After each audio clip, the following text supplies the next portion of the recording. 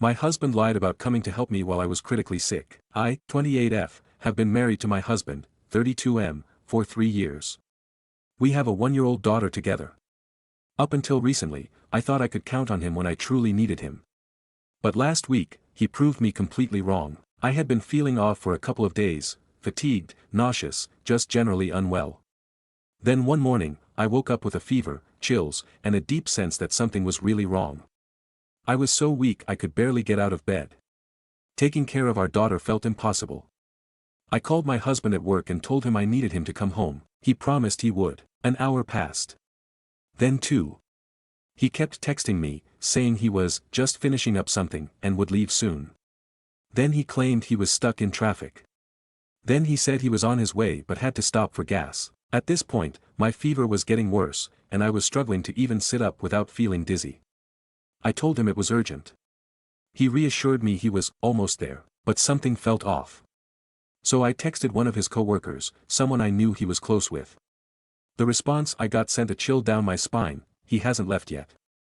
He's still here. I was furious. And terrified. I immediately called my neighbor, a kind older. She came over right away, helped me get dressed, and drove me to the hospital. Turns out, I had a severe asymptomatic urinary tract infection that had turned into a serious kidney infection. My heart rate was dangerously high, and the doctors told me that if I had waited much longer, I could have gone into septic shock. 2 hours later, while I was lying in that hospital bed, shaking from fever and hooked up to N4, my husband finally decided to show up. I didn't even want to look at him. He tried to explain, saying he didn't realize it was that bad and that he was just trying to wrap things up at work. But I can't get over the fact that he lied to me, over and over, while I was at home struggling to stay conscious. If my neighbor hadn't been there, I don't know what would have happened to me. I feel so betrayed. If he could ignore me in a life-threatening situation, what does that say about our marriage? About our future?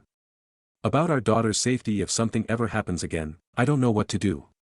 Would you be able to trust your partner after something like this? Comments. Commenter 1. Yeah, no, I couldn't do this either. If you had waited for him and gone into septic shock and probably ultimately died, what would he have done then?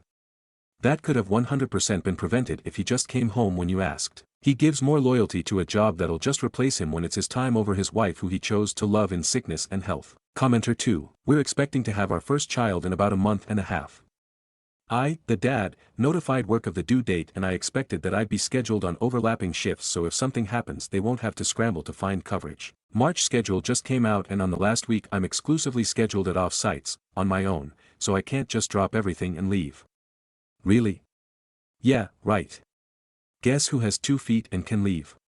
I'm not missing the birth of my first child for anything and I'm not gonna be anywhere except wherever boss mama wants me to be. Commenter 3. I went through something very similar with a now ex. I tried to get past it but I just knew in my heart after that he wasn't reliable and wouldn't prioritize me even in the most dire of circumstances, and that's a hard thing to move past, even without children. Commenter 4. Yup, me too. Now ex put everyone one ahead and even doubted my illness, not a friend or even a person on your team. This is one of those, when they show you who they are, believe them. Update. I'm feeling better and finally back home after a few days in the hospital. My parents came to pick up my daughter and took care of her while I was away. They live 4 hours away, so I hadn't asked for their help earlier. I didn't really get an apology from him. Just a bunch of excuses. He said he didn't think it was that serious, and I should have just gone to the neighbor if it was really that bad. I didn't argue, not because I agree, but because some of the comments I got made me realize some things. People asked if I'm the type to cry wolf, and that's why he didn't come. In 5 years of being together, I've only ever needed him to take me to the hospital once, when I gave birth to our daughter. He wasn't there when I was sick, and if he had come home, he probably wouldn't have done much anyway if it didn't need a hospital. But then someone asked me what I'd do if it was our daughter in my position, and he acted the same way. That hit me hard.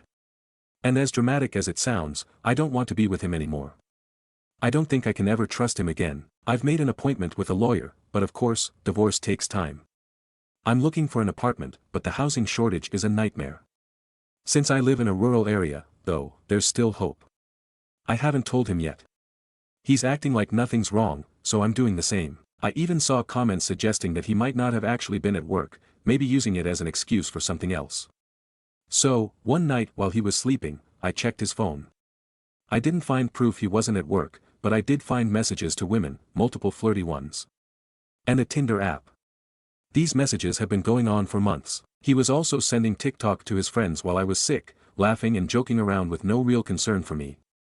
He told me his boss refused to give him time off. I found no evidence that he even asked for time off or discussed my condition with anyone. I'm starting to suspect he lied because if he really did ask, it would have been illegal for his boss to deny him leave where I live. At this point, I don't feel like confronting him. I just want out. I ignored the red flags before, the small lies, broken promises, and I shouldn't have. I thought he'd be there for me when it mattered most, but I guess I was naive. I never thought anyone could let me down like this. I'm not telling him I'm leaving until I'm ready, just like he didn't tell me he wasn't coming. Comments. Commenter. I'm not really surprised you found what you found. I'm so glad you're okay, and I applaud you for realizing you and your daughter deserve better. You're absolutely correct to not mention anything until the plan is fully in place, as you walk out the door. Good luck, everything will be better. Commenter 2. Exactly this. OP is handling it smart, no need to give him a heads up. Wishing her and her daughter a smooth transition to a better life. Commenter 3. Take screenshots of the app and flirty texts. This is evidence your divorce lawyer can use later. Reply, where I am infidelity doesn't change anything regarding divorce but I still did it for if he tried to lie to people. Stories number 2. Aita for making my husband's family leave after they showed up with an extra guest. My husband, 36M, and I, 34F, recently hosted a small, intimate dinner at our home for his family. We carefully planned everything, seating arrangements, food, and even table settings since it was meant to be a cozy evening with just close family. We invited 8 people, his parents, siblings, and 1 cousin. I took extra care with the menu because I have severe food allergies to nuts and shellfish. I cooked everything myself to avoid cross-contamination, and my husband helped plan the dishes accordingly. Since it was a sit-down dinner with a pre-planned meal, it wasn't the type of gathering where you could just add another plate last minute. An hour before dinner, my MIL texted me, saying she was bringing my husband's aunt, her sister, because she was in town and had nowhere else to go. I was immediately uncomfortable. This aunt has mocked my allergies before, saying she doesn't believe in all that nonsense and even once tried to convince me to just take a bite of a dish containing nuts because she thought I was exaggerating. I texted MIL back, politely but firmly, saying, I'm so sorry, but we don't have extra seating or enough food planned for another guest. I hope you understand.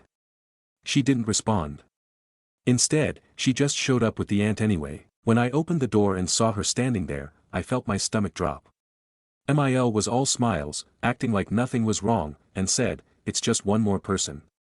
We'll squeeze in. I reminded her that we didn't have enough food, and more importantly, I didn't feel comfortable having someone who has disrespected my food allergies at my dinner table. My husband's aunt laughed and said, oh, don't worry, I won't poison you, in a sarcastic tone. She then turned to my husband and said, is she always this uptight? At that moment, something inside me snapped. This wasn't just about the extra guest, it was about the complete disrespect for my boundaries and health. I turned to my MIL and said, I told you we didn't have room for another person, and yet you still showed up. I don't appreciate being ignored in my own home. If you can't respect that, you're welcome to leave. Silence. Then MIL's face turned red, and she said, are you seriously kicking us out over one extra plate? This is beyond rude. My husband's siblings jumped in, calling me dramatic and ungracious, saying I could have made something extra, or just dealt with it. But I stood my ground. I told them that I wasn't okay with my boundaries being ignored, and if they couldn't accept that, they didn't have to stay. At that point, my MIL scoffed, grabbed her purse, and stormed out.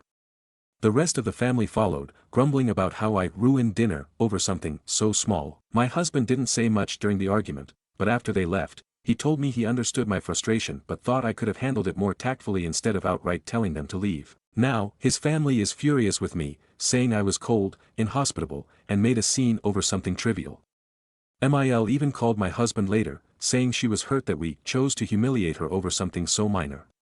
My husband still supports me, but he also admitted he wishes I had handled it differently to avoid this huge rift. So, AITA for refusing to accommodate an unexpected guest and making them leave when they ignored my clear boundaries. Stories number 3. Wibta if I extended my stay at my parents' house and missed my wife's cousin's wedding. My wife and I are on vacation in my native country. I lived here until I was 18 when I moved to Canada. My wife was born Canadian but her parents moved from the same country I did. We have a 1-year-old daughter too. My parents still live in my native country. My parents and her relatives live in different parts of the country. So we landed at her relatives. I spent a day there, said my goodbyes to my wife and daughter, and flew to my parents. The plan was that I would spend 2 weeks at my parents', then fly to my wife's for 3 days, attend her cousin's wedding with her. We would all fly back to my parents for a few days. My parents got to see my daughter, then fly back to Canada. A couple of days ago, my relatives had decided to arrange a hangout for the entire family at the beach, huts booked and all. Some other relatives of mine that live in other countries are also here at the time, so it's supposed to be a good family gathering. But it's scheduled for the day of my wife's cousin's wedding. A couple of my uncles called me to ask me to change my plans so I could attend, and my parents want me to be there too. I thought of changing my flight to later, so I'd be going after the wedding for just a day, and then coming back with my wife and daughter. I told my wife about this, and I was pretty sure she'd be on board, because even though she's very close to her cousin, I don't know her at all. However, she got really upset, saying we had a plan, that she wanted me to be there at the wedding with her, that she wanted good photos of our family. I tried to explain that it would mean a lot to my family if I could make it, that they don't make these plans often, and the wedding is all her relatives, a lot of whom don't know me. She got really upset, wouldn't hear of it, and said I need to be there. We ended the call. Whipped her if I extended my stay and missed her cousin's wedding, whom I don't know, because my relatives have planned a grand gathering and would like me here. Comments. Commenter 1. Sorry, YWBTA. You asked her input, she gave it. Yes, it would mean a lot to your relatives if you stayed, but apparently it would mean a lot to your wife if you came to the wedding.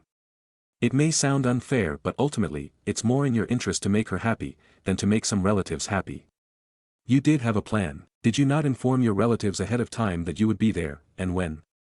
Sounds like this all could have been planned better. Commenter 2. YTA, do you not parent your daughter at all?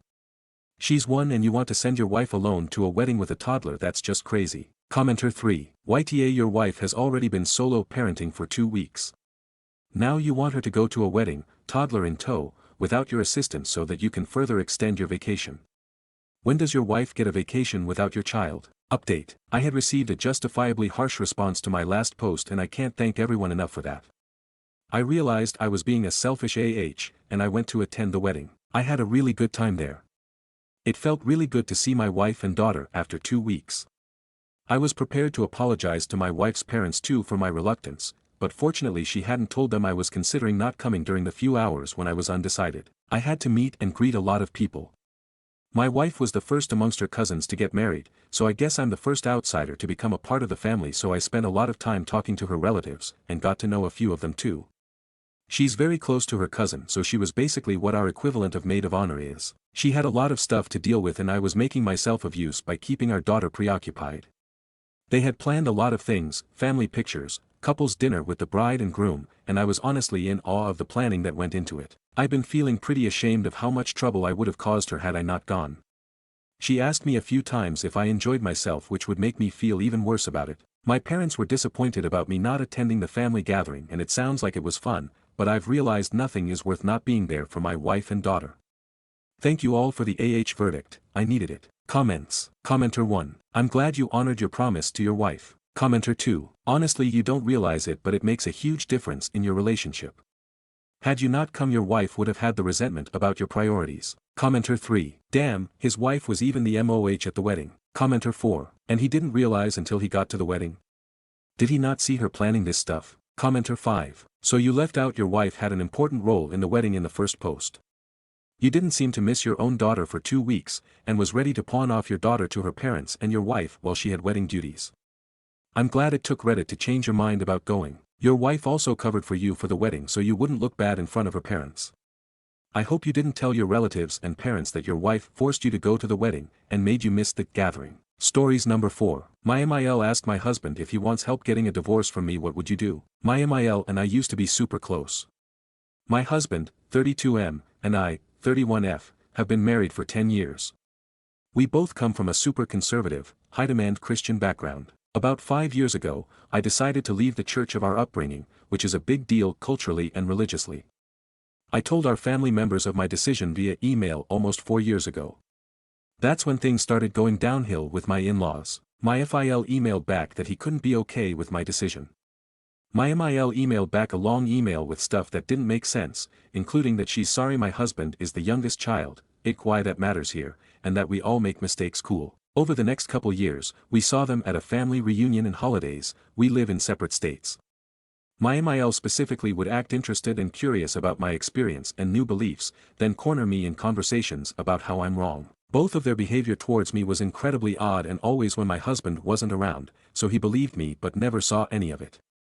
The details here could make this super long, so I'll leave it at that. During these times, I never felt like they liked me very much, but I showed up the best I could and chalked my insecurity up to just getting my own sea legs around my decision to leave the church of our family and upbringing. After all, my MIL and I were great for years, it would feel silly for my decision to change things so abruptly. The call shit hit the fan after we decided to do holidays on our own. We'd been married 8 years, didn't know if we could have kids, and wanted to start our own holiday traditions. Typically, for holidays, we would reach out and ask to spend either Thanksgiving or Christmas with them, so we didn't feel a need to specifically tell them we weren't coming. We figured not reaching out and asking would be fine. Maybe that was a mistake on our part, one don't care. Shortly before Thanksgiving that year, my MIL texted my husband asking if we were coming for the holidays. He texted back that no, we're doing our own thing. My MIL calls my husband at work sobbing and asking why. He tells him we want to do our own thing. She shifts the conversation asking about me and if he needs help getting out of the marriage. She didn't say the word divorce, but does that matter? That's what that is. When my husband told me about his call, I was crushed and angry. It was like my MIL said the quiet part out loud, and now it's confirmed how they really feel about me. That I am no longer accepted in this family because of my church status. She grabbed me. The divorce call was the last straw, but I told my husband I would give his parents another shot, for him. Flash forward a few months, we saw them at another family reunion. Because my in-laws are only weird when my husband isn't by me, we were stuck at the hip the whole time. The one time my husband left me for 5 minutes, my MIL cornered me in a walk-in pantry to physically grab me and bully me about my tattoo. This became the real last straw for me. I no longer want to be around my in-laws. My husband wants to facilitate mending our relationship. A couple months ago, they were texting me some weird shit and I wasn't responding. My in-laws called my husband asking why their relationship with me wasn't good cause they truly have no idea. He told them 3 specific things we discussed beforehand, I needed acknowledged, changed, and apologized for. About an hour after my call, my MIL emailed me something like, sounds like I did something this week that hurt your feelings. If I did, sorry about that. I responded really straightforward, reiterating the 3 things my husband had talked to them about and gave specifics about why it was hurtful. My MIL responded with an angry message of entire paragraphs justifying what she did, including the divorce call with my husband, saying that was a private conversation between a mother and her son and I shouldn't have known about it. So glad my husband doesn't feel the same. I responded with specifics that an apology isn't a justification, it's looking at the harm, understanding it, and valuing the relationship enough to make amends. She wrote me back a great email apology, but I just don't believe it. I feel like the previous email was her true colors around me and the situation. She gave me exactly what I asked for, but I still don't want to be around her or talk to her or have her in my life. I thought an apology would change things, but it hasn't. Anyways, I feel foggy about this whole thing. If a male FIL gets to the point where they're calling your spouse asking them to divorce you, what does that mean? What would you do? Part of me feels like I'm overreacting, but I've been dealing with their BS for years now and am so tapped out. The details can make this super long, so I've tried to include the main highlights. Stories number 5. My 25F, parents have chased away every boyfriend I have ever had. How do I prevent this from ruining my relationship with my current BF, 28M? I was very shy during high school and didn't leave my house unless I had to, so as a result I didn't get a boyfriend until my freshman year of college.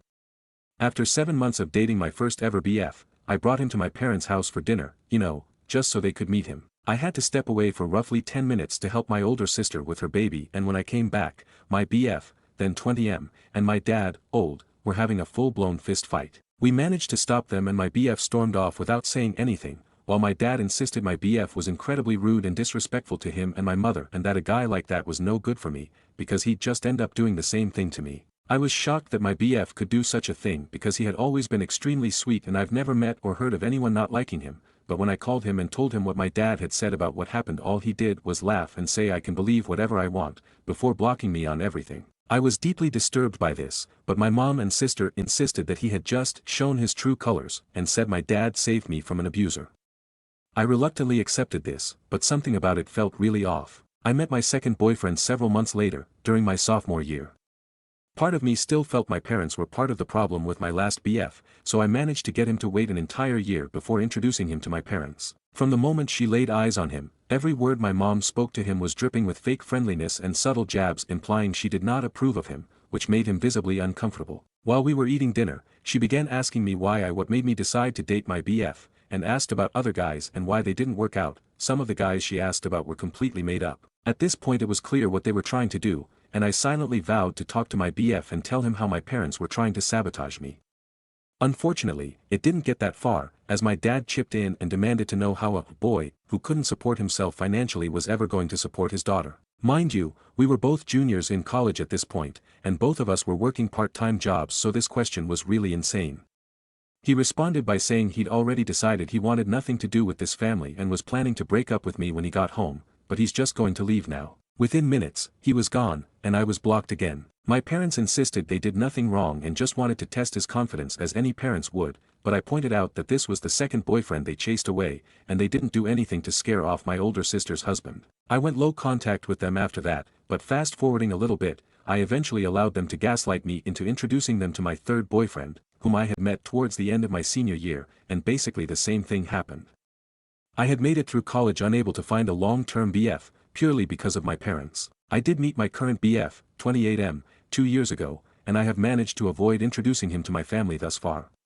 If he ever brought it up, I would always have a ready-made excuse prepared to explain why it wasn't possible, which has been pretty easy because he usually only asks about them when planning for major holidays. I have fallen madly in love with him and hope to start a family with him one day, but he recently told me that he can't even allow me to move in with him until he's had a chance to meet my family. I do not know what to do, as I know my parents will make it their mission to break us up if they meet him, but based on his insistence on meeting them, I realize I can't put this off any longer. Usually, relationships end because of something one person in the relationship says or does, and it's incredibly unfair that I always end up single because of things I cannot control. I want to tell my BF about my parents and insist that meeting them is a bad idea, but I've listened in on some of his conversations with his friends, and the general consensus among them seems to be that a girl with a super dysfunctional family is a massive red flag, and an indicator of what their married life would be like. So I come here asking, how do I approach the problem that is my parents without risking losing the longest relationship I've ever had?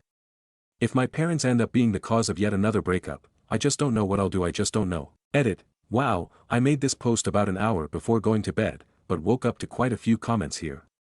Thank you so much to everyone who has helped me realize what I need to do. I've read through all of the comments and saw some recurring questions come up that I wanted to address. I am not fully no contact with my parents primarily because they helped me a lot financially during college and when I first graduated and was looking for a job. When I went low contact with them, they constantly yelled at me for being ungrateful and said family does not turn on each other over minor disagreement involving boys. It sounds ridiculous when I type it here, but after months of this treatment, when I found myself faced with the decision to either tell them I forgive them so they'll pay for my dorm room, or refuse to forgive them and have to move back home, I ended up caving. Why didn't I stand up for my past BFs when I saw them being verbally abused? I don't know. I've never been allowed to talk back to my parents, so the thought of calling them out while we have company over is not something I realized I could do, I guess. My arguments with them after they ran off BF 2 and 3 were the only times I've ever come into full conflict with them in my entire life. I will be going to my BF's house today after work, and will tell him everything. I am terrified he will still want to meet them, just thinking about it has me shaking at my desk, but you all are right, he has a right to know and make his own decision. Edit 2, I told him, and even showed him this post. To make a long story short, he still would like to meet them but thanked me for telling him, as he always figured something was seriously wrong. My parents host dinners for our family every Sunday, and we will be attending this one. I suppose I'll make a new post with an update afterwards. Relevant comments. Commenter 1, do you know why they've done this? Wrong religion, wrong race. Do they want you to take care of them permanently and never marry? Do they want to arrange the marriage? I think it would help at least a little to know what's going on, from his point of view. Parents are crazy is different from parents really want an ex-partner and are going to freak out. Reply, I thought that could possibly play a role. I am white, and my first BF was black. But my mom seemed more hostile to BF 2 and 3, despite both of them being white as well. Current BF is mixed, black and white. We aren't particularly religious either, so I know that can't be it. Part of me has considered just telling him my parents prefer something else for my partner, but my parents are racist seems like it would be just as bad as my parents are crazy. Commenter 2, I mean, the whole idea of judging you for your parents is dumb. But there are millions of good people with racist parents out there, can't throw a rock without hitting one. Reply, I suppose you're right. I don't think my BF would judge me solely based on my parents given how wonderful our relationship has been so far, but anything that involves them and my personal life genuinely scares me. I just wonder if sitting him down and saying my parents are insane would be enough to put the issue to bed. I know I'm probably making more of a big deal out of this than I should be. I'm sorry equals. OOP might be a victim of her parents' emotional abuse and manipulation. Reply, I've been hearing a lot that I am very likely a victim of my parents' abuse and or manipulation, but even after looking into it, I've never been sure if it applied to me. Throughout high school I was discouraged from going to social outings or events for various reasons that always made some level of sense, but I was never outright told I could not.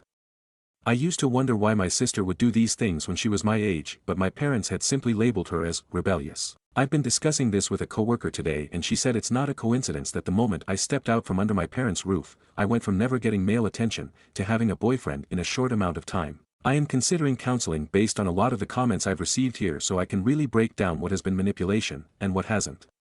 Gotta take things on step at a time, though. Can OOP's sister help her talk with her parents?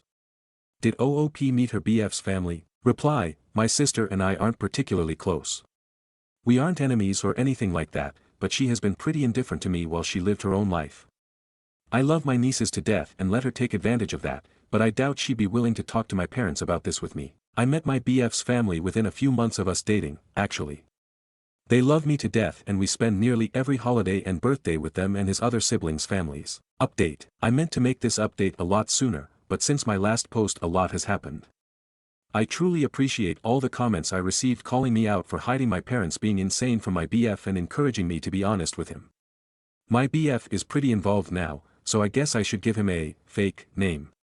I will call him Ethan. I sat Ethan down and told him about my parents and how they ran off my previous boyfriends, before showing him my original post as many recommended.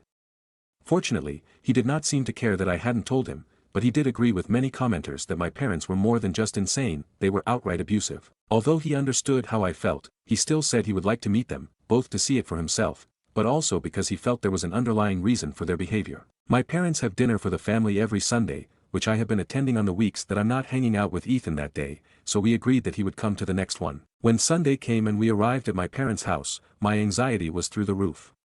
Ethan had agreed to leave with me the moment things started to get out of hand, but with my parents that could have easily been as soon we walked through the front door. My parents were surprisingly very nice, though. My dad actually seemed excited to see Ethan, and my mom fawned over her daughter bringing home such a handsome, confident-looking man. I couldn't understand what was happening. Ethan even shot me a look a couple times, as if to silently ask if he was missing something, because my parents were actually lovely. I want to provide a play-by-play of the entire night, but the post would just be too long.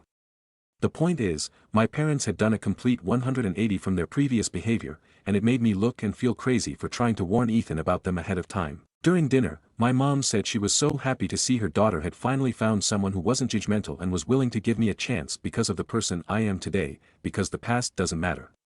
My heart dropped. What was she talking about? Ethan said he does not know about anything in my past that may be cause of concern, and my parents exchanged a concerned look, as if it was rehearsed. My dad asked him why he thinks my previous relationships failed, and he said that he was under the impression they got scared away after meeting my parents. My mother looked at me with disappointment on her face and said, "OP, is that really what you told him?" I was at a loss for words, but Ethan was not. He said that it's pretty clear they are trying to plant seeds of doubt in him about our relationship, but he is not interested, as he knows me well enough to know my character and that even if there was something serious in my past, parents who loved and supported me or even just wanted grandchildren would keep it a secret to avoid ruining my relationship. My dad said he already has 2 grandchildren, and motioned towards my sister, who did not have her kids with her that evening. Ethan said my dad must have been very supportive of my sister for her to be able to start a family while he tries to run off any guy I bring home, and my dad's response was very casual, but extremely shocking. He said, "Of course, she's actually mine." Everyone was quiet for a few moments, until Ethan spoke up and said that now all of the abuse they've only put me through is starting to make sense.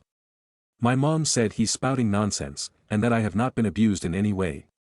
She then looked at me and admitted her marriage had a rocky start, but both her and my father have moved past that. I was too busy replaying my entire life in my head to say anything. The previous boyfriends, the lack of support for my social outings growing up, the volleyball games I had to have a friend drive me to because my parents were always too busy, the rage I was always at risk of facing if I ever spoke my mind, all while my sister got the opposite. I started to cry, the hardest I ever have. Ethan immediately announced that we are leaving. My dad demanded we stay where we are so we can clear things up, but Ethan ignored him as he pulled me out of my chair and led me away. My mom screamed at me not to leave, and that this guy was trying to isolate me from my family. I yelled back that if anyone had been trying to isolate me, it was her, for my whole life. As we drove back to Ethan's place, my mom sent me several text messages cussing me out, saying one mistake doesn't change the fact that my dad loved, supported, and raised me, and that he would always be my real father. Ethan said he's not my dad, he's an abusive, controlling asshole who was taking his insecurities out on me. I ended up blocking both of my parents' numbers because they were saying some truly awful things to me, both about myself and Ethan. Ethan said he was expecting them to be crazy, but this was far worse than he could have anticipated. He said I need to go into therapy immediately, and that he will pay for anything my insurance doesn't cover. My parents showed up at my apartment twice yesterday to demand I come out and speak to them, but I've been staying at Ethan's all weekend and will likely be here all week. I'm not sure if this is the update y'all wanted. I had countless people enraged at me for being spineless and not standing up to my parents, and while I had planned on doing so, that's not what happened. I don't know what is going to happen with my parents or where I go from here. But now that the holiday is over, I can spend some time looking for a good therapist. Relevant comments. Commenter 1. One thing I am curious about is, have you ever talked to your sister about how y'all's parents treat you? Does she engage and side with them? Is she just silent and complicit, or does she not see anything wrong? I think your plan to go low no contact is a great idea for now, but maybe reach out to your sister and see how she perceived the events of that night and what her thoughts were about previous boyfriends. She could side with them since she has been treated fairly, or she could just be blind to what is going on. Wish you the best, stay strong. Reply, my sister has generally stayed out of my disputes with our parents. Growing up, I never fully wrapped my head around how different things were for us, and she never rubbed any differences in our upbringing in my face. We've never been particularly close, so she hasn't gone out of her way to talk to me about these incidents, which is why I generally have left her out of both this and my last post, but talking to her might be worthwhile. Commenter 2. So your mom cheated on your dad and you are the affair baby and they treated you poorly because of that? Is that the story, or has my reading comprehension failed me? Maybe you have a great father out there somewhere. 23andMe. Ethan sounds great. The truth shall set you free. Stories number 6. Aita for having my son miss his graduating road trip to watch his sibling. My son just graduated high school and we were paying so he could go on a road trip with his friends. He was supposed to go Wednesday. My wife's mother and father got in a car accident. They live in another state, so we had to drive about 4 hours. My wife was a wreck and wasn't in a position to drive since her dad was critical. He pulled through luckily. We have 2 other kids, 11 and 7. We can't leave them at home alone and we couldn't find a sitter to watch them on such short notice. We even tried our neighbors, but he couldn't do it. So that left our 18-year-old. He was pissed, to put it mildly, but did it. I told him we would make it up to him, and if he could ask if his friend could move it back a week. They couldn't, sadly. We were gone for 2 days. He pulled though. My wife stayed and I headed back. I paid him for watching the kids and went to talk to him about getting him on the trip. It was supposed to be 2 weeks and they should just be a state over. He blows up about ruining his trip and there is no point going even though it should still 12 days of the trip. He called up a jerk and locked himself in his room. I need another opinion since this was emergency and he doesn't seem to care. His grandparents almost passed. Relevant comments. Commenter 1. Info. If your son had already left for the trip, what would you have done with your 2 kids? Reply. I have no idea. My wife couldn't watch them. She was a wreck and I barely slept the whole time since I was handling that hospital and other paperwork. Maybe stick them in the hospital room, which would be a horrible opinion for everyone. I definitely don't want them to see grandpa grandma like that and their mom having a breakdown. Commenter 2. What's there a reason you didn't take the younger kids with you? They're at ages where you don't have to keep your eye on them every single second. It shouldn't have been that much of a bother. Reply. It would have been an awful opinion for everyone, especially since I was running around through most of it and wasn't in the room for a good bit. Mom was having breakdowns and was not even fit to look after herself, and grandpa and grandma were bad also.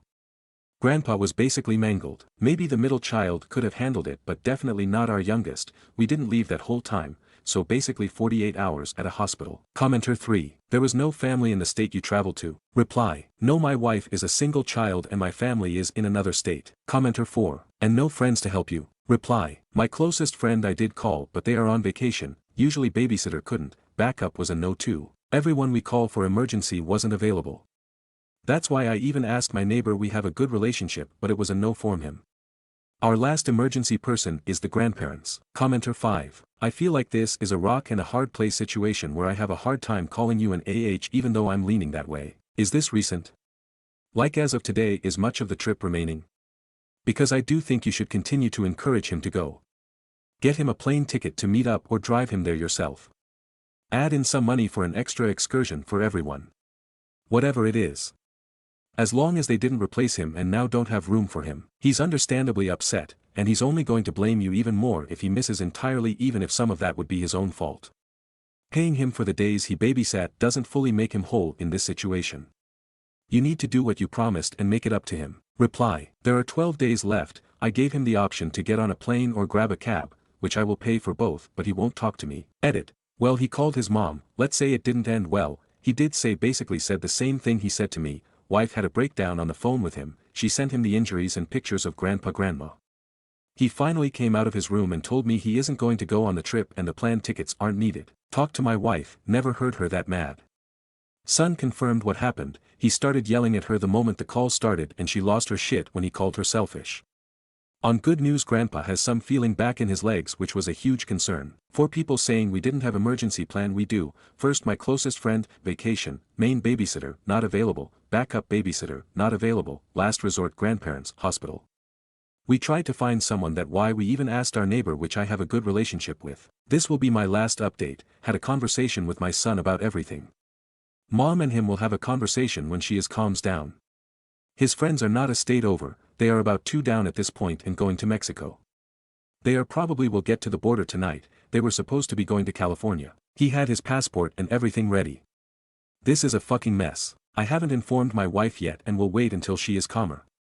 I'll leave off with I hope none of you ever have to deal with a situation like this, and please remember your parents are human. Update. Thank you to the people who reached out and asked how we were doing. I informed my wife about him going to Mexico and not California last night. It was over FaceTime and after a long conversation we agreed she was too emotional to deal with the situation and that I will handle it while she focuses on her parents. I got the full story for my son first. The original plan was to go to California but it changed to Mexico. He knew we wouldn't pay for a trip out of the country so he lied. When the emergency happened he realized that if he missed the leave date he wouldn't be able to join without us knowing he lied. I am furious he was using our money for a trip and lying to our faces. So he is paying back every dime that we gave him for the trip. He already gave us $2,000 but the rest will have to come from his paychecks since he already spent it. Next was a log conversation about if he wants to be in this family. He is 18, he can leave. But if he wants to be in the family he has to give, not just take from everyone else. We aren't required to do shit at this point, but we love him so we do. He can't be lying to our faces and screaming at people when their parents are in bad shape. He admits he was upset and went too far, especially with his mom, and when she sent those pictures in sunk in how bad the situation was, not thrilled she did that. It was then it sunk in his grandparents could have passed. He apologized to his mom and me and she apologized for her breakdown on the phone. We are going to book family therapy since our trust that our son has been destroyed and it will help with the whole event. I don't regret not taking the younger kids to the ICU, it's an awful place and would be awful for them, and seeing my wife having her breakdowns. On good news, grandpa was moved to a normal room, unsure when he will be released, but it's a long recovery for him. Also no, he didn't cause the accident, it was on her highway and weaving car hit them. We think we will move down to the grandparents' home to help them, but it is uncertain at the moment. Stories number 7, Aita. For banning my husband from all doctor appointments after he repeatedly messes with me while I'm pregnant. So, I'm currently pregnant, about 6 months along, and my husband has been doing this thing every time we go to a doctor appointment. He'll drive me to the appointment, then when I'm about to get in the car, he drives forward a little, then reverses, then drives forward again. He does this a few times, and it always frustrates me. He thinks it's hilarious and says he's just messing with me. I started to get really frustrated. I'm already dealing with the physical and emotional toll of pregnancy, and this just feels like him poking fun at me when I'm already tired and stressed. I told him it bothers me, but he just brushed it off and said I'm overreacting and that he's just having fun. We had a big fight about it the other day. I tried to explain how it's making me feel, and he got defensive, saying I need to lighten up and that it's just a joke. I told him it wasn't funny anymore and it wasn't something I wanted to deal with during my pregnancy. The final straw was when he did it again before a doctor appointment yesterday, and I was just done. I ended up calling my mom to take me instead and told my husband he was banned from all future appointments. Well, now he's furious. He's demanding to be there for the next appointment because it's the one where we'll find out the baby's gender. He says this is a huge moment and I'm being unfair by not letting him come. I told him I need him to respect my boundaries, and this is one of the ways I'm doing that. But he keeps insisting that it's just a silly little thing, and now he's calling me unreasonable for making a big deal out of it. Am I overreacting here? Stories number 8. My 36F fiancé, 33M, keeps mentioning me having a night of fun before we get married to get it out my system. Is he just saying this because he wants it? I've never mentioned any desire to be with someone else, but he's bringing it up weekly now. He mentioned it again last night and said it's better to get any desires out the way now before we get married than cheat when we marry, but I've never said I want anyone else. Is this him projecting? Relevant comments. Commenter 1, either that or he fucked someone and is trying to make it square. Or. Third option. He's afraid to come clean about a cucking kink. Reply, I was thinking both of them things. His friend and his wife are swingers, so I thought it might be that on his mind. Commenter 2, don't. Either of you. Reply, I have no intention. Update, I spoke to him after my original post and said I was getting fed up of him keep bringing this up and is there an ulterior motive to it. I asked if he wants to see me with another man and he said no. I asked if he's cheated and he's trying to even things out. He said no. I asked if he plans on cheating and wants me to do it first. He said no. I've never once been through his phone, I don't even know his code, but something was telling me I needed to see it. I said to him, I don't trust you. Unlock your phone and pass it to me. He went white as a sheet and started stammering. He eventually did it, but he was shaking when he did. First thing I did was go on WhatsApp and I didn't need to go any further. He had been sharing my nudes in a WhatsApp group with over 500 people and they were talking about what they would all do to me, and other women who people sent photos of to the group and a few women who sent pictures of themselves. I didn't really care about that and said to him, why didn't you just tell me? I could have joined myself and we could have done this together.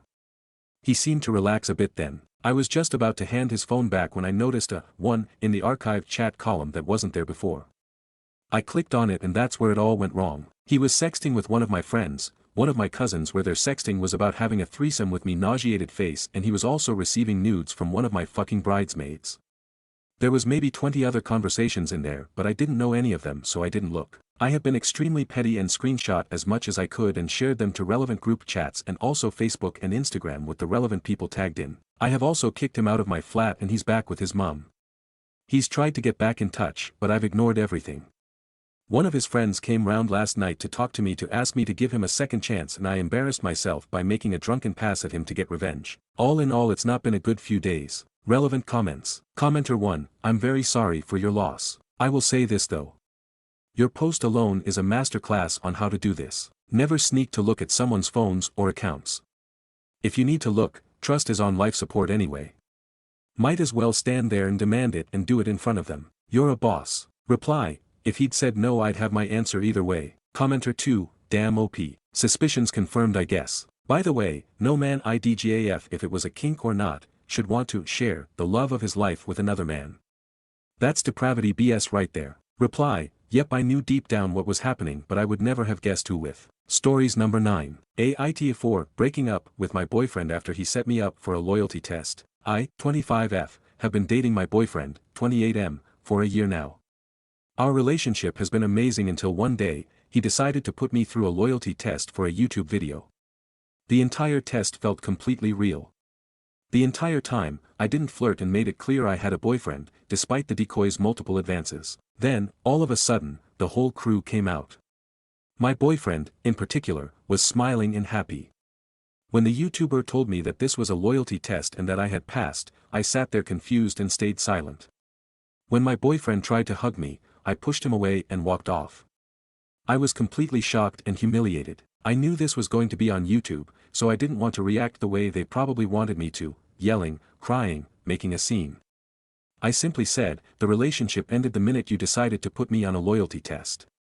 My boyfriend tried to stop me, saying I was being dramatic and that I had no reason to be mad since I had passed. That just made me angrier, and all I wanted to do was go home. The next day, he called wanting to talk in private, which I agreed to. However, he had already told his friends, our mutual friends and my own family about the situation. During our conversation, he would call them or pull up their text messages so they could back him up. They all said I was overreacting and that I should be happy because now that he knows I would never cheat, we can finally settle down and be together. Yes, I love him and have considered that in the future, but I felt completely invalidated. In my opinion, loyalty tests are a lose-lose. Either you cheat or you don't, but either way, it proves that your partner doesn't trust you. I was completely confused because I thought I had given him zero reason to doubt me. So, when I asked him why he did this, he admitted that it was only because his ex had cheated on him multiple times in the past with her coworkers. This meant he had lied, because he had told me their breakup was mutual and drama-free. Also, I never realized he had trust issues because I'm such a homebody and work from home. Now that I recently got a new job and was leaving the house more and meeting new people, it put me in the same situations and settings his ex had been in. At the end of our conversation, he asked if we were breaking up, and I told him I needed space. That was 2 days ago and I'm still being bombarded with people saying I'm being irrational for being mad about this. The only thing he has said in those 2 days was that because I passed, I shouldn't even worry about the video coming out since they only post the fails, as if that was my concern. Maybe I'm overreacting, but I need some outside opinions because everyone around me is making me feel like I'm crazy for being upset. TLDR, my boyfriend secretly put me through a loyalty test for a YouTube video. I stayed faithful, but I felt blindsided and humiliated when it was revealed. Now, his friends and my family say I am overreacting and should be happy I passed, while I feel completely invalidated. Am I wrong for feeling this way? So, Aita breaking up with my boyfriend over this? Stories number 10. AIO My boyfriend came home with makeup on his shirt after a night out. Last night, my boyfriend told me he was just going to grab a drink with his friend. But then he didn't come home until 4 a.m. When he finally stumbled in, I immediately smelled perfume-like, a strong floral scent that I don't wear, and then I noticed makeup on his shirt. Like actual smudges. I asked him where he went and he brushed me off like I was crazy for even questioning him. Him saying he's going to grab a drink made it seem like he wouldn't be out until late. He said I was being too emotional again and that I always assume the worst. But I don't know, I feel like my gut is screaming at me that something happened. Would I be overreacting if I asked his friend what really happened? Or if I went through his phone to see for myself? Because at this point, I feel like I need proof before I lose my mind. Comments. Commenter 1. No, you're underreacting. If it looks like a duck, quacks like a duck, chances are good, you've got a duck. Commenter 2. Trust your gut, this sounds like he's probably had a visit to the strippers. Update. My boyfriend came home late the other night and I was super suspicious. I couldn't help but check his phone. I knew something was off, so I waited until he was asleep and went through his messages. He said he was just going out for just a drink with his friend. It wasn't just a drink. He went to a strip club. But that's not even the worst part. I found texts between him and his friend, talking about how good the night was. He straight up admitted to getting a private lap dance. He even described the dancer, saying she was so hot and that she literally changed his type to blondes. I just sat there staring at the screen, reading those words over and over again. Because I'm a brunette. When I woke him up and confronted him, he barely looked guilty. He just sighed and said, "It's not a big deal, it was just for fun." Like my feelings meant nothing. I broke up with him on the spot. This is an update from my last post. Comments. Commenter 1. If he starts to complain or whine, you say, "It's not a big deal. It's just for fun because now I can find me a decent guy." Commenter 2. Better yet, say, "I'm not your type anymore. It's not a big deal." Commenter 3. And then tell him you gave a guy a private lap dance while he was out. Because it's not a big deal, right? Commenter 4. Well done for breaking up with him. He clearly couldn't give you the respect and loyalty you deserve. Commenter 5. I hope that stripper ripped him off. Commenter 6. They always think they're the one a stripper really likes. Stories number 11. Pharmacist wants to know why I don't swallow pills, now she knows. I, 28F, went to the doctor this morning because I felt sick, turns out I have angina. My doctor knows I have a hard time swallowing pills due to a traumatic event in my life. I make do when I can't avoid it by dissolving them in water or breaking them down into tiny pieces. So when possible, she tries to find an alternative, in this case, a sort of syrup. It's made for babies, so I just need to take 3 times the dose. I went to a random pharmacy on the way to work, it's full of other customers, but at some point, it's my turn. The lady behind the counter seemed somewhat new there, she asked a lot of questions to her colleagues, but I didn't care. I handed her the prescription, my social security card and my insurance company card. She did something on the computer, then turned to me. "It's for babies," she said, coldly. "I know, I need to triple the dose, it's easier for me to take the medicine that way." And instead of just giving me that damned medicine so I can be on my way, she snorts. Yeah, but you're an adult. And you are way over the required weight for the pills. I am around 105 kilograms 231 pounds, so thanks for the free fat shaming. I tried to stay calm, even if I slept badly the last 2 nights. I know, but I want the liquid medicine anyway. Just give me the bottles so I can go to work please. She wasn't pleased but went to look for them. And she came back empty-handed. We don't have any left, I need to order it. It'll be here on Thursday. As I was considering whether to order them here or try another pharmacy during my lunch break, she got impatient or something. Don't you think it's childish to not swallow pills at your age? She said that loud enough the 2 pharmacists around her and a good dozen clients heard her. I blushed quickly but decided for once to push back. I was better at it before I tried to kill myself by swallowing sedatives when I was in high school. Sorry, nearly dying makes it hard for me to swallow pills. I said it loud enough everyone heard it. Her mouth closed and she turned pale. She stammered something, maybe an apology, I don't know. I took my prescription that was in front of her. Editor's note: since there has been some confusion, this is the prescription the doctor wrote, not the medication, the cards. I put everything in my handbag carelessly and I left. I was twitchy for the nerve. When I drove by the pharmacy a few minutes later, she wasn't behind the counter. I hope that'll teach her a lesson. Don't ask questions you're not 100% prepared to get the answer for. Edit. Thanks everyone for your support. I felt so bad leaving the pharmacy this morning, but now I know I've done the right thing. Edit 2. Someone pointed me that angin doesn't exactly translate as angina, as Google Translate told me. I don't have anything heart-related, just lung-related. Edit 3. I can't answer everyone and I read as many of you as I can. Thanks everyone for your testimony about your struggles. It's good to see I'm not the only one, and maybe it can help others too. I'll complain to the pharmacy. I'll ask my doctor for liquid alternatives, but I'll try all your techniques to help the pill go down. Sum of comments. Commenter: I hope she learned to not judge because the world is full of trauma minds just waiting to explode in her face. Reply: for sure she didn't expect that, but come on, it's a pharmacy, it's full of people with diseases and body issues. If you can't be nice to a random woman coming for angina medicine, you shouldn't work in that field. Commenter: I work in a pharmacy as a tech. That was incredibly rude. The only time we ever ask about preference between liquid and pills is when something is out of stock, and we think the patient needs the med today. And we ask politely without judging. Reply: had she said nicely, listen, we can give you pills today, or syrup in 2 days, is it urgent? And it would have been fine. Commenter: good on you for standing up for yourself, and I'm glad you're still with us. Reply: thanks, thankfully it was a wake-up call for me to seek professional help, now I deal much better with the issue. Commenter: ex-pharmacy staff here. It's not her place to judge or question. If the dispensing pharmacist has a question, they can confirm the prescription with the doctor who wrote it. Very unprofessional. Please make a complaint to her supervisor. Reply: my doctor looked up the precise medicine to write it down for me so I can have it. I probably will go back to complain. OOP's current medication. Ouch, this one tastes like banana, it says. But it's more like someone never tasted banana but was asked to synthesize the taste anyway. Commenter: my guess is that OP is French and pharmacists there have more power to amend prescriptions compared to the US.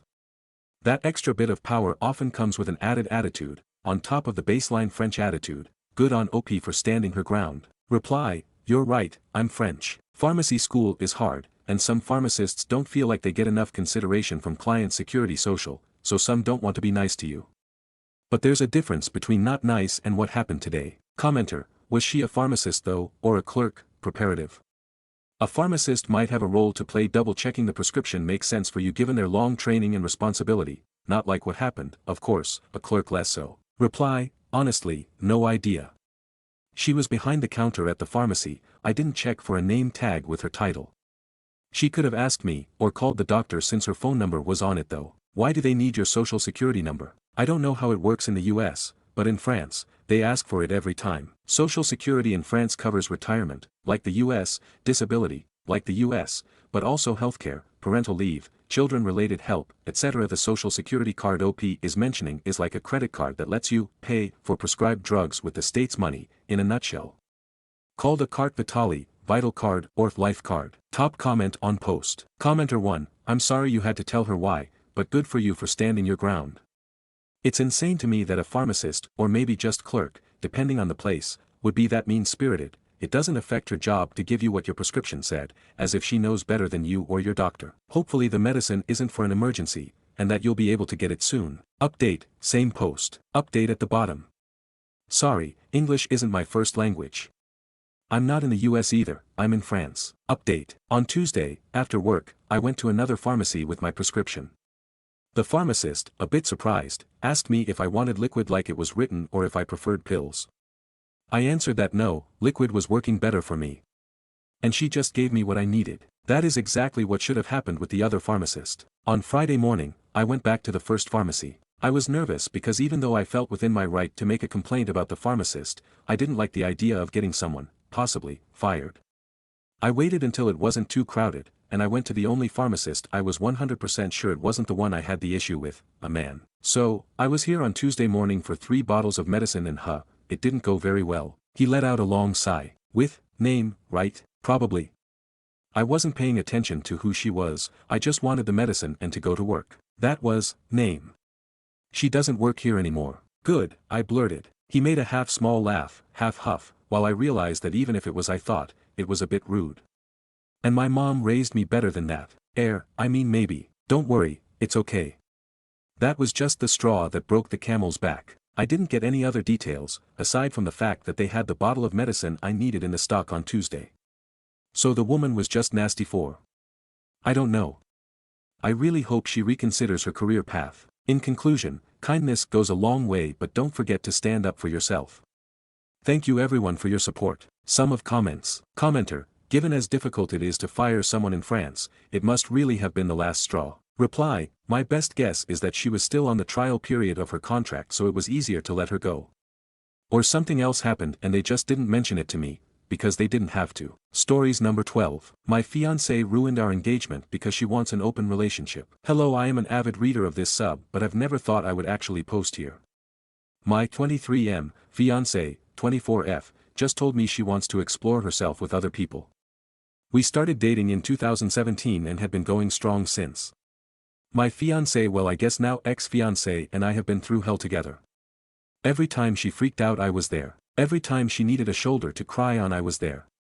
Her and I a couple years back checked out a LARP and met a group of people who were all polyandrous. Her and I had many in-depth discussions speaking about how I am uncomfortable with the subject because I felt that it breeds jealousy and preys on the weak who just want more people to be near them for security. She agreed at the time and let me know it was me and her forever, and so I built my life around her for forever. Whenever I met someone new I had to speak about my lovely fiancée who is just finishing her social work masters, or how every time I face someone at attorney here is a pic of my cats and her. Well, Monday comes and I grab a flower and head home to see her. I plan to watch her favorite movie and cuddle with her all day when she says, we need to talk. I sit down and she says, I have been thinking about this the past month and a half and I am going to see other people. I realized while talking about how we are going to get married my whole heart wasn't in it, and exploring those feelings I've realized I want more. This broke me as this is the one thing that was the end for me. I immediately pleaded anything please to just have us figure anything out, and she just said, I need to explore myself. She also told me she never cheated, she never thought of anyone else, and she doesn't have anyone planned to see. I don't know what to do cause she was my everything. Everything I talked about. Every move I made was for us. I don't know why I am posting here, maybe just to see if there is something I'm missing or if there is something else I can do. Stories number 13. Aita for not inviting my in-laws to my triplets' birthday party. My 28F, husband, 29M, and I welcomed a set of triplet boys that were born so prematurely we were told to not expect them to survive.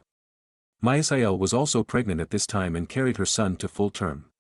Anyway, after a very long NICU stay and many appointments, all 3 boys are home and doing very well. My parents have been very involved with the triplets' care, and if it weren't for them I would have probably lost my mind a while back ago. My in-laws, however, have not been. During the lengthy NICU stay, they were constantly there and making promises that since we had triplets and obviously needed more help that they were going to be there as soon as I sent a text. After about 2 months of all 3 boys being home, my in-laws completely stopped helping whatsoever. They don't call or text to check in on the boys or my husband and I. It's like we don't even exist unless they need a new photo to post on Facebook to seem like super grandparents to 4 kids born around the same time. Now my father has vision issues and my mother is wheelchair bound, but they are texting me every single day asking about me, my husband, the boys. How they can help, trying to schedule date nights for my husband and I to reconnect, showing up to appointments with me when my husband has to work so I don't have to bring in all 3 kids solo. I am very thankful. My MIL is retired and my FIL works in a big company. I understand that my FIL works a lot and has a busy job, and I don't expect them to take the boys every day. They claim that it's too hard to watch all 3 kids solo, so they can't be involved. Now my nephew was born full term and is your normal 1-year-old, and my in-laws are very much involved with him. They have pictures of him all over their house. He has his own private room at their home. They even have multiple photos albums of just him in each room of their house. My FIL has taken off work before just to spend time with my nephew plenty of times. I pulled my in-laws to the side a few times to discuss favoritism, and they swear up and down that's not it. It's just easier to deal with just one kid. I very much understand that, and I would like to clarify I don't expect anyone to watch my children because they're my responsibility, but I don't think it's fair to be there for one child and not the rest. We all live within 5 minutes of each other, so travel isn't an issue either. I was told that they can't help out with them unless it's one baby at a time. They did that one time for each kid 5 months ago, and it's been radio silence since. My boys turned 2 this April, and we are currently planning the party. I told my husband that I don't think they deserve to be invited to their birthday party this year. My husband is on board, but we know that if we go through with this, it will be a blow-up so big there will be no turning back from this at all. Relevant comments. Commenter 1, wait, they don't give you free daycare so you can't invite them? That's the gist of this. Do them the favor. Let them off the hook. You are a nightmare walking. Reply, I would like to thank you for taking the time to read my post and reply.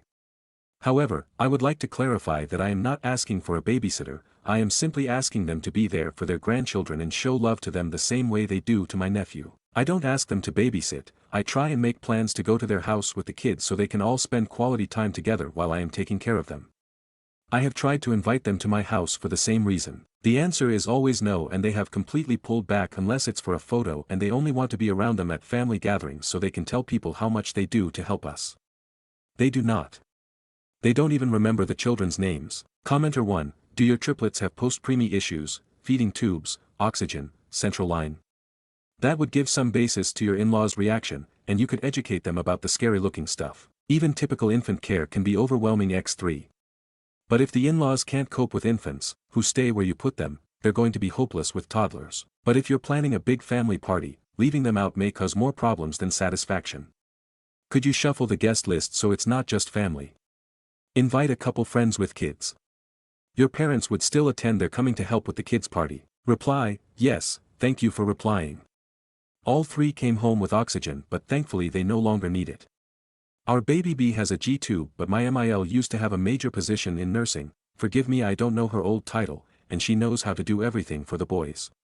I would like to also apologize if my post wasn't clear on my feelings. It's not an issue about them taking one at a time for me. In fact, I encourage it so they get to know them one-on-one.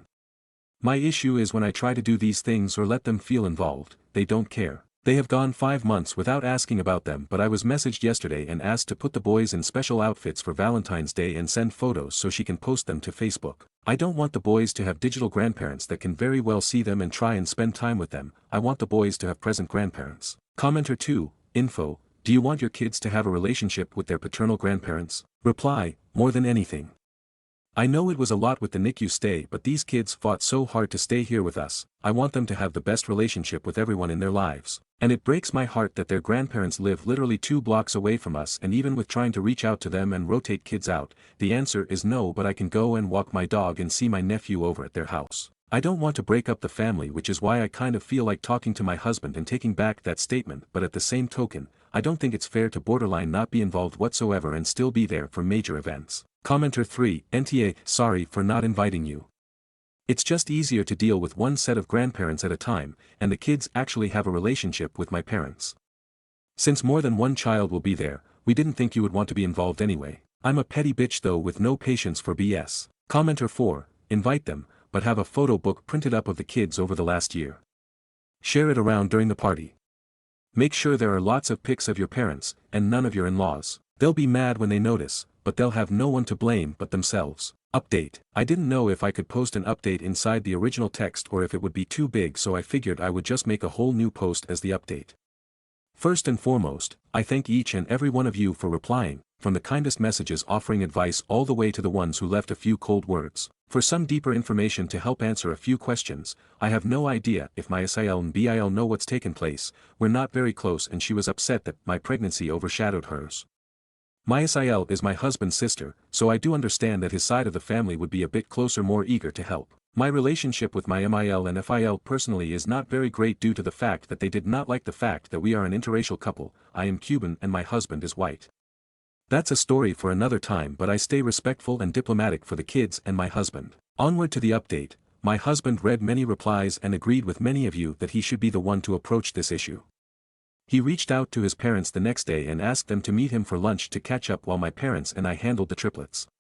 They met for lunch, caught up, everything was going great. While they were leaving the restaurant, my husband decided it would be best to mention the party in a non-threatening way. He asked them something along the lines of if they would like to help us pick out decorations for the birthday party just so they could feel involved. They immediately shut it down, and after a small heated discussion, they finally laid it out on the table. They only expected to have to deal with 1 or 2 grandchildren, not 4 all at once.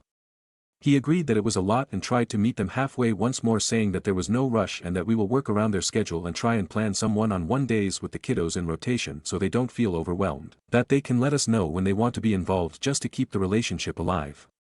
They shut that down and plainly said that they just can't deal with it anymore and want no part of it, that since we've been managing fine without them we can continue to do so. My husband left right then and there, and our boys have since gained 2 sets of honorary grandparents from family friends and a few honorary aunts and uncles, so they won't miss the love at all. My nephew loves being around the triplets the few occasions he can be, and he will always be welcomed with open arms and invited any time he can be. Thank you all for your advice, and to the ones going through something similar, thank you for reaching out to me and giving me strength. Top comments. Commenter 1. My relationship with my MIL and FIL personally is not very great due to the fact that they did not like the fact that we are an interracial couple. I would have for sure added this to the original post. Something tells me they aren't interested in the triplets because there is 3 of them and they are mixed babies. Commenter 2. If they have an issue with your interracial marriage, then they have an issue with your interracial children. It's better your kids don't have anything to do with them. You don't want them to give them racial comments or give them backhanded compliments. I have a feeling that it's not about being overwhelmed but that they're a different race. I would cut your losses and just cut them out completely. Don't invite them to anything, don't send them photos. I wouldn't even talk to them if I were your husband. I would hope that was his last straw with them and goes no contact with them. Honestly, I wish my dad stopped talking to his mom from the beginning. She was awful. She wasn't even racist, just an awful person. I'm glad you have other people who are willing to step up. Your child will be loved. Commenter 3. I'm glad your husband went without you. His circus and they are his monkeys to deal with. Wasn't it a nice surprise when the trash decided to take itself out? No more wondering. No more worries. Move on with your life and don't give them another thought. It sounds like your family is surrounded by love and your triplets will be better off not knowing them at all. I suggest calling them by their first names and referring to them as your father's parents. Never use grandparents as their title. They have done nothing to deserve it. Stories number 14. Found out my 27F husband, 26M, has secretly spent all our savings. Don't know if I can trust him anymore. My husband, 26M, and I, 27F, have been married for almost 2 years. Tonight, we had the worst fight we've ever had, and I'm seriously considering spending some time apart. We're both hardworking and financially stable, probably considered upper middle or upper class for our age. We paid for our wedding ourselves, and 4 years ago, we bought and renovated our own home. Money has never really been an issue in our relationship until recently. One of the reasons we've done so well is because we've always been diligent about saving. When we were aggressively saving for our wedding and home, we put away 30% of every paycheck. After the wedding, we agreed to a more manageable 20% savings rate to build up our emergency fund and plan for the future, kids, a new house, a new car, etc. I've stuck to that commitment. In fact, when my husband's car died unexpectedly, I covered the full cost of a replacement without needing a car payment. When our HVAC system failed, I paid for that too. Despite these big expenses, I've still managed to keep up my savings and have a solid emergency fund. Tonight, I found out my husband has saved nothing. We've always had a system. His steady paycheck covers our monthly bills, and since I freelance, my income goes toward bigger expenses like student loan payments and unexpected costs. It's worked well, or so I thought. When I asked him why he hasn't saved anything, his excuse was that he's always paying off the credit card, which, for the record, only he uses. I went through our budget, and based on his income, he should have at least $3,000 left over every month after covering expenses. So I asked, where is that money going? He had no answer. So I checked his statements, and what I found was infuriating. Nothing that suggests cheating, gambling, or anything extreme, but reckless, obscene spending. We've had serious conversations about his spending before, and almost a year ago, I made it very clear that he needed to stick to our financial plan. Not only did he break that promise, but he's also somehow spent more than he earns, dipping into our savings. I'm ambitious and goal-driven. I dream big, and we've always talked about our future, where we see ourselves in 5 or 10 years.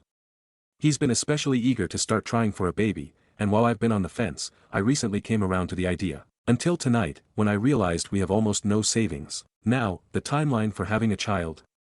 Delayed. The plan to move out of a town we both hate. Out the window. I feel completely blindsided and betrayed. He's made multiple promises he hasn't kept, and when I confronted him, his solution was to put half of his yearly bonus into savings, even though we already agreed that bonus would go toward paying off his massive student loans. At this point, I don't just feel disappointed, I feel disrespected. I don't understand why he went behind my back like this or why he thought I wouldn't notice. I've lost so much trust in him, and I don't know how to move forward from here. Would time apart help? Can trust even be rebuilt after something like this?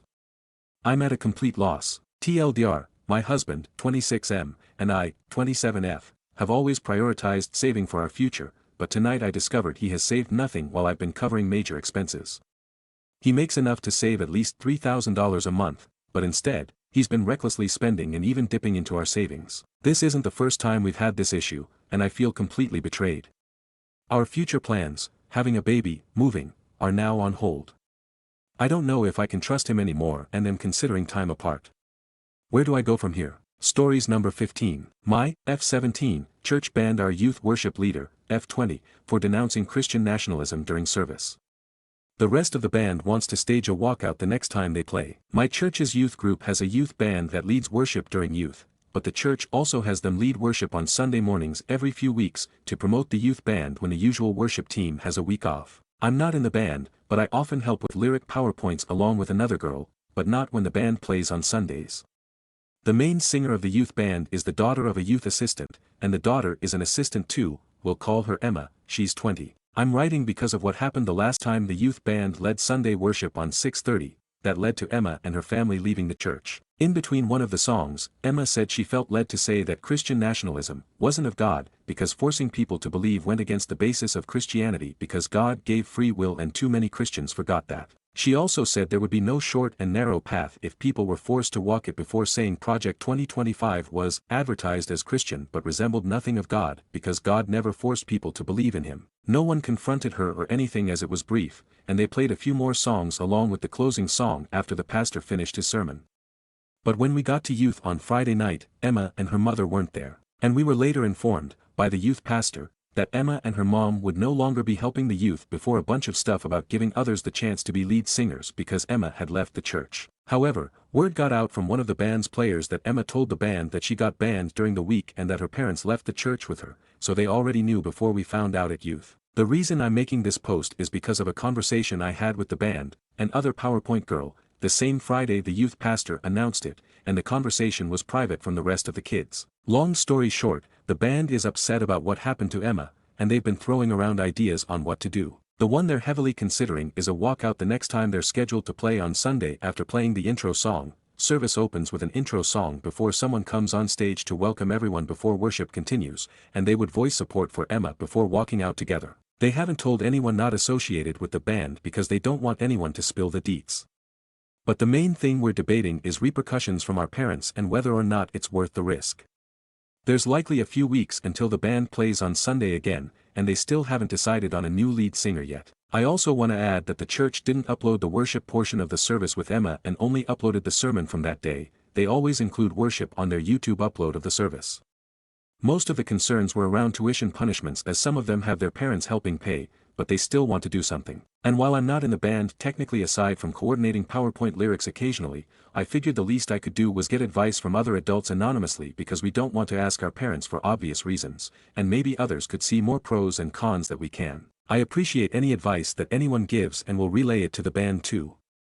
Thanks to anyone who read this too. Edit, I forgot to add this detail in my post, but the pastor of our church has used the pulpit to speak politics in the past and has even mentioned support of a presidential candidate on numerous occasions along with other political topics on occasion too, Roe v. Wade and gay rights. So while I agree that politics probably shouldn't be spoken in church, some of the band said that Emma was tired of the often political topics being brought up during sermons, thus why she said what she said. First update. I want to thank everyone who commented on my original post because it was way more than I expected, and many of you had really helpful advice.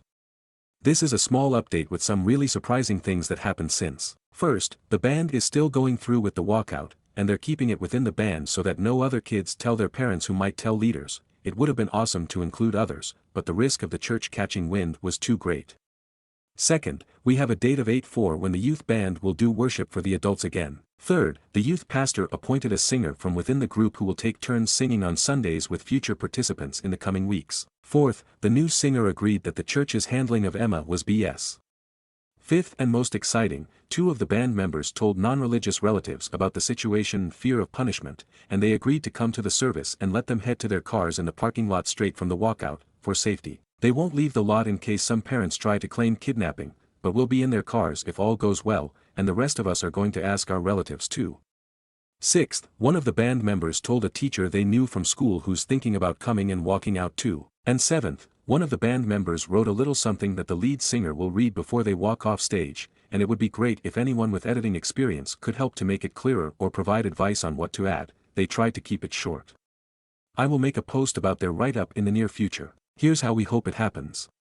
The band will play the opening song, which officially starts service, and usually lets people know it's starting. Many make their way from the foyer during the intro song. And after someone gives the welcome prayer after the opening song, the lead singer will then give the speech before the band walks off stage, and I will walk out with them from the pews along with relatives' friends. One relative said she might bring some people she knows too, which could make more of a statement to the church to see adults leaving too. One of the relatives will also record the whole thing in case any parents don't react well to it, and I will update after it happens. If anyone has any further advice, it would be appreciated, and I'll bring it to the band.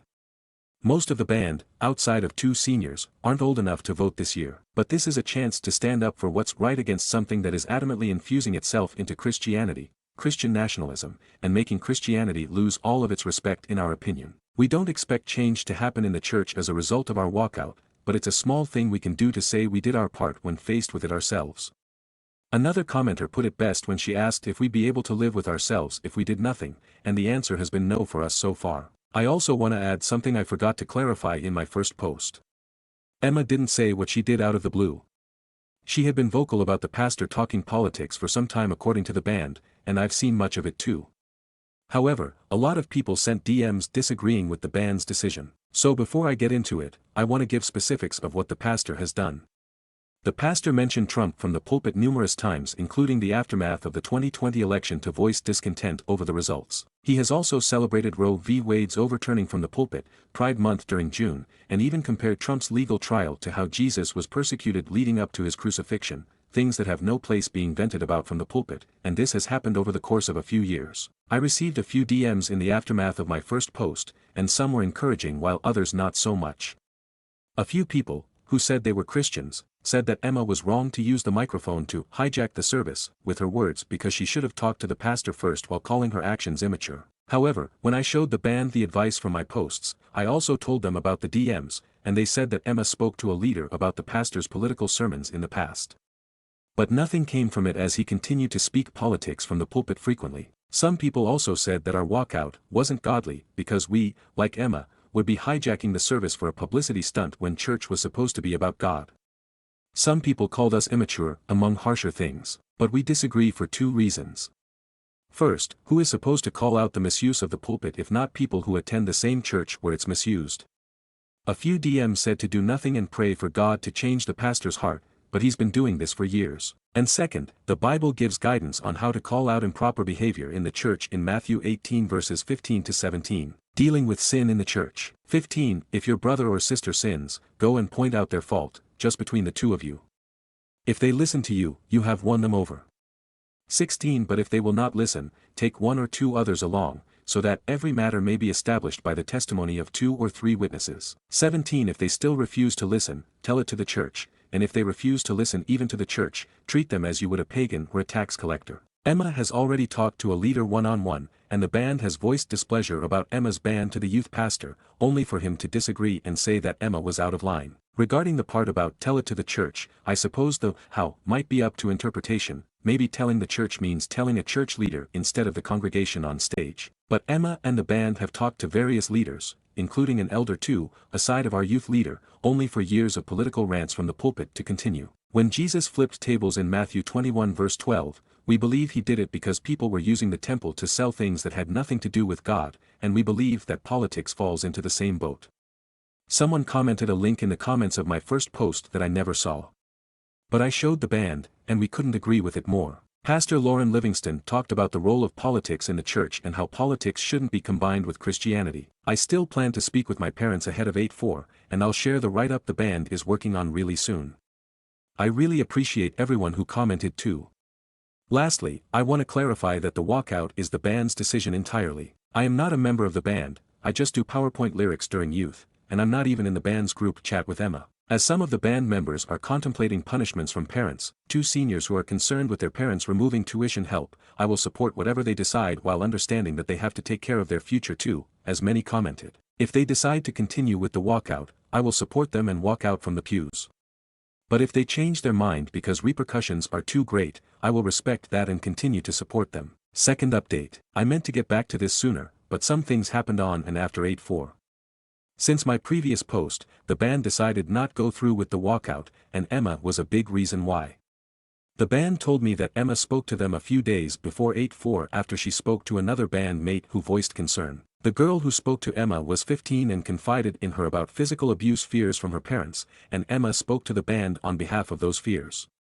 Emma also referenced some of the fears that the senior band mates had about losing tuition support and told them that it wasn't worth risking their futures. Emma, unlike the band, had a full-time job to support herself, but some of the band was still tied to their parents for years. She pretty much told them to go with their gut if they had fears about repercussions from their parents as the 15-year-old girl had, and the senior who feared losing tuition said that his parents threatened him with it in the past about something else, which is why he thought of it. I wasn't present when the band spoke to Emma because I'm not a member of the band, I only do PowerPoint lyrics and they tell me what songs before youth group, but they told me and the other PowerPoint girl afterward. So instead of playing on 8/4, the band collectively, and privately, resigned to the youth pastor at youth group the Friday before 8/4, and none of them played on 8/4.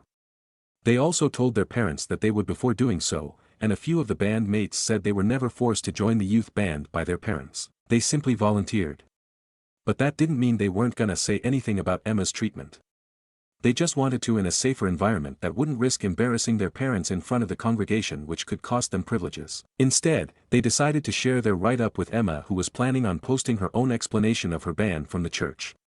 Emma posted her explanation along with the band's write-up to her socials on 8/4 regarding why the band collectively resigned, and a few band mates decided to repost it on their socials. Emma also tagged the church's social in her post and believed that the walkout would do more harm to the band than good, so the social media route was a slightly better alternative. Not as many people will see it, but we believe potential rumors and gossip might do their thing. A few of the band mates also told their parents that they would no longer attend that specific church. And while a few of them argued with their parents, perhaps it was less than the would-have-been backlash of embarrassing them with a church walkout. The 15-year-old girl ended up attending church on 8/4, but the seniors didn't, although they ended up returning the following Sunday. None of them, including myself, have attended youth group since the Friday right before 8/4, and I didn't attend on 8/4 either. 2 unexpected things also happened. I received a DM from someone who said that they were from a Christian news outlet, and while I never heard of their outlet before, they asked permission to share the band's story in one of their newsletters anonymously, not including the band's names or the churches, and the band said they'll pray on it and weigh the decision. Additionally, a pastor reached out in DMs and said that he was encouraged by their story. He also said that pastors were supposed to hold each other accountable and asked for the name of the church so that he could reach out pastor to talk, but Emma and the band are undecided on this at the moment. They said they're going to pray on it along with how it's important to make sure it's a real pastor and that no harm will come to the church, and I told the pastor that I'll get back to him. Emma also told the band that her parents haven't talked to her much since her church statements, and that's because of arguments that they had. Some people thought that Emma's parents left the church in support of their daughter getting banned, but that wasn't the case. Her parents were banned too, and Emma said they didn't appreciate being blindsided by Emma's statement and received some backlash for them. Emma still stands by everything she said, but they aren't talking at the moment. The last thing I'll say is about me and how I feel about everything, and I'll leave the band's statement from Emma's post afterward. This was the last straw in a long line of stuff for me from this particular church, but it goes further than that. I struggle to understand how parents can care more about church appearances more than the needs and desires of their kids, and I'm not talking about bad things. I'm talking about normal things, and Emma's statement said it better than I could. Emma said that God gave everyone free will, but the 15-year-old girl vented about physical abuse in regards to not wanting to go to church in the past, and that is the opposite of what God taught. God didn't force people to believe in him, but some parents take away privileges if they refuse to fall in line with God and their church. I barely even have any friends myself, and I'm not even in the band group chat. The band told me everything secondhand, and none of them are my friends. They hang out together outside of church, but I only have one other friend from church because I've been homeschooled for all of my life because my parents think public school is too secular. I can't even do official sports aside from sports played in the church field that our homeschool group uses, so I can't do leagues or be on any teams like high school. I just wish my parents would have let me go to school, but apparently they don't think their religion is strong enough for me to go to school and supposedly not lose my faith, kinda like they've been keeping me on training wheels for 17 years. Personally, I need a break from church. I know not all churches are bad because the one I happen to grow up in is questionable, but I've decided I'm not a Christian because I said the salvation prayer when I was like 7 or 8, and I don't think that counts. You don't know what you believe at that age because all you have is heavy bias from your parents, and I need a break to be unbiased in the future after my pastor has made some questionable decisions in recent years, venting politics in the church like the people who sold things that weren't of God before Jesus flipped tables. I'm going to try and learn about other religions because Christianity is all I ever knew, so I've stopped considering myself a Christian internally of late. Doesn't mean I'll never return, but I need a long break from Christianity because just thinking of modern Christians makes me sick, too much hate disguised as Christianity and political overlap. I know there's good ones, but I have to broaden my perspective. And without a long break, I won't be able to be non-biased in my search. I've also argued with my parents about how I'll no longer attend church, but this is getting too long. Some of the band has faced punishments for not going, and that is the epitome of what's wrong with their twisted version of Christianity, so I hope a break will help me reset in some ways. The band's statement talked about how they would no longer attend the church, but I'm not sure if their parents were the reason they returned on Sunday morning after 8/4. Regardless, here is the write-up that they shared with Emma, and it's longer than what they likely would have been allowed to say before the walkout if someone cut their microphone, which is an advantage of social media in this case. This is the band write-up that Emma posted alongside her explanation of how she was banned. As Christians, we are called to worship Jesus Christ. But how does one become a Christian? By making a choice no one else can make for us, but the last part is something too many Christians forget. Jesus never forced anyone to follow him. Joshua 24 verse 15 tells us to choose whom we will serve, but many have forgotten the part about free will and believe that fusing religion with conservatism is the way. The sole purpose of Christianity is a personal relationship with God. It has nothing to do with Christian nationalism, and those who try to use our faith as an excuse to control others are false prophets. As Christians, we shouldn't judge others because we are not God. But since our church has banned Emma and lied to the youth about how she chose to leave, we can no longer play or remain in a church where the pastor uses the pulpit to preach other than the gospel, and we pray that the true Spirit of God returns someday. Third update. Something has been bugging me recently that I need to get off my chest, and I will at the end. I have not attended church in a few weeks, and I hope I never do again. My parents aren't thrilled, and we've talked about it. They haven't forced me to come, but this situation was the last straw for me. Since my previous update, one of the senior band mates called to see how I was, and he gave an update on what's been happening since Emma's post that featured their statement. The senior who called me, John will say, has started community college, the other senior whose parents threatened to withdraw tuition has not. That senior was punished for quitting the band, the senior who called me was not. The 15-year-old girl who replaced Emma as the lead singer was forced to return to church by her parents along with another boy who was in the band too. Emma remained in contact with the band after the post, and he briefed me on what's been happening with her. Emma encouraged the two seniors to find a new church. The senior who was punished said he wasn't interested and only attended church because his parents forced him for much of his life. He also said he wouldn't attend church in the future because he wasn't ever really religious to begin with. The senior who called me, and wrote most of the statement, said he was tired of church hypocrisy and that the situation made him never want to attend church again, instead opting to practice privately on his own. Emma was sad that the situation soured their opinion of church, but she was also not looking for a new church to take time to find herself. When John asked if I would look for a new church, I told him no, but wasn't too specific other than saying I was tired. I'm going to be more specific here because some things have really been bothering me. A lot of comments said that we gave them hope for future generations of Christianity. But just reading that pissed me off personally, and I'm gonna be more blunt than my previous posts. Personally, I hate modern Christianity in this country. I know it's not God's fault that many Christians are so hateful these days, but my distaste goes years before this incident because I feel like I never had a childhood. I'm fucking homeschooled for all my life because my parents think public school is too secular. Don't have many friends besides one, and my social skills suck because my only exposure is Sunday service and youth group twice a week. They police what I wear because of purity, and they didn't even let me do sports or anything fun that kids do growing up. But more than that, I'm scared with no one to talk to. My parents based my entire life on a religious that has no proof of its existence whatsoever. And when I tried to voice my fears in the past, they say I should know better, which not substantial evidence is. What's gonna happen when my time on earth ends if there's no God or judgment day? All of my life would have been wasted on invisible beliefs, never truly living to please something that doesn't exist. I'm honestly terrified of that. Who am I to blame one day if they were wrong? I won't be able to blame anyone because it'll be too late. That doesn't seem like a way to live life. It's already too late for me to have a childhood. I just hope someone can ease my fears until I can afford to talk to a professional, so I'll keep my DMs open for any advice despite seeing a few comments calling me and the band cowards for not doing the walkout. It hurts to see comments saying that we gave hope for future generations of Christianity because Christianity is my parents' reason for never giving me a childhood. I'm done with Christianity because of that fear. I don't have enough substantial evidence to base my life on a what-if, invisible God, and I'm already 17 having barely lived at all. I want to go to college, live a little, sometimes drink, and date someone not in church because it's my last chance before 9 to 5 working for the rest of my life, but I can't do that with constant guilt from purity and everything else extreme Christians try to guilt you with. Many thought I was passionate about Christianity from my last posts. But to be honest, I've hated Christianity long before this mess as a result of my distaste for homeschooling.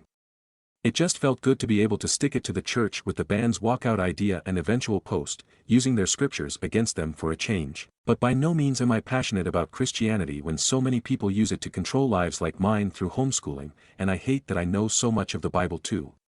And when you add how hateful and politically infused it has become in recent years, I want nothing to do with it because I don't want to be associated with it. New update. This will probably be my last post after finding clarity on a lot of things recently.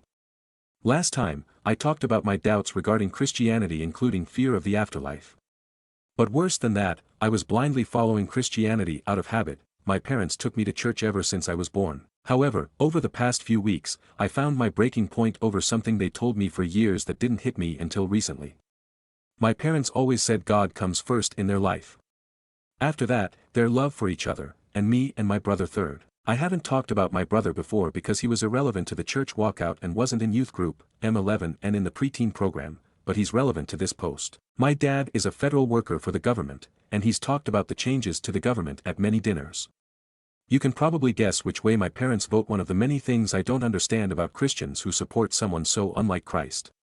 It's hypocritical, but that's getting off track. My dad is a remote worker who doesn't live close to a federal building, and he's been informed that he'll have to report to a building once some details are worked out.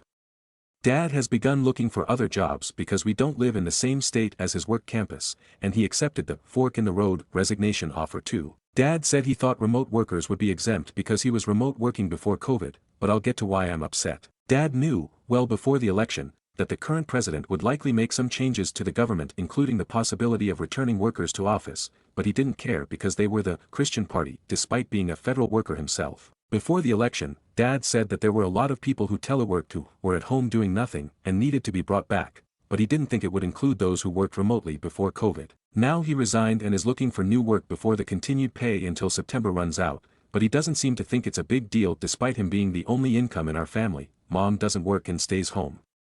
Some years back, we had a family friend who lost their job, and we gave money to help their family during that time. Being laid off is devastating, but Dad doesn't see it like that. He still supports the administration and said it's a part of God's plan despite uprooting our family, and floated the idea of moving to something that would cause my brother to switch schools. Don't ask me why he was allowed to attend public school and not me, and have to find new friends. I have sympathy for those who live far from a campus like my dad who didn't vote for this. But for people like my dad who voted for someone simply because he belongs to a Christian party despite his sins and crimes, I don't get it. He supports our pastor when he talks positively about the president in church. But if the pastor supported the 46th president from the pulpit, I guarantee he would have had an issue with it. Jesus warned about false prophets, but I digress. If Dad still support how the current administration is treating federal workers while being one himself, I don't think I'll ever get through to him, so I won't waste my breath trying. He chose his invisible, no proof of existence Jesus candidate over our family, even at the expense of uprooting it completely.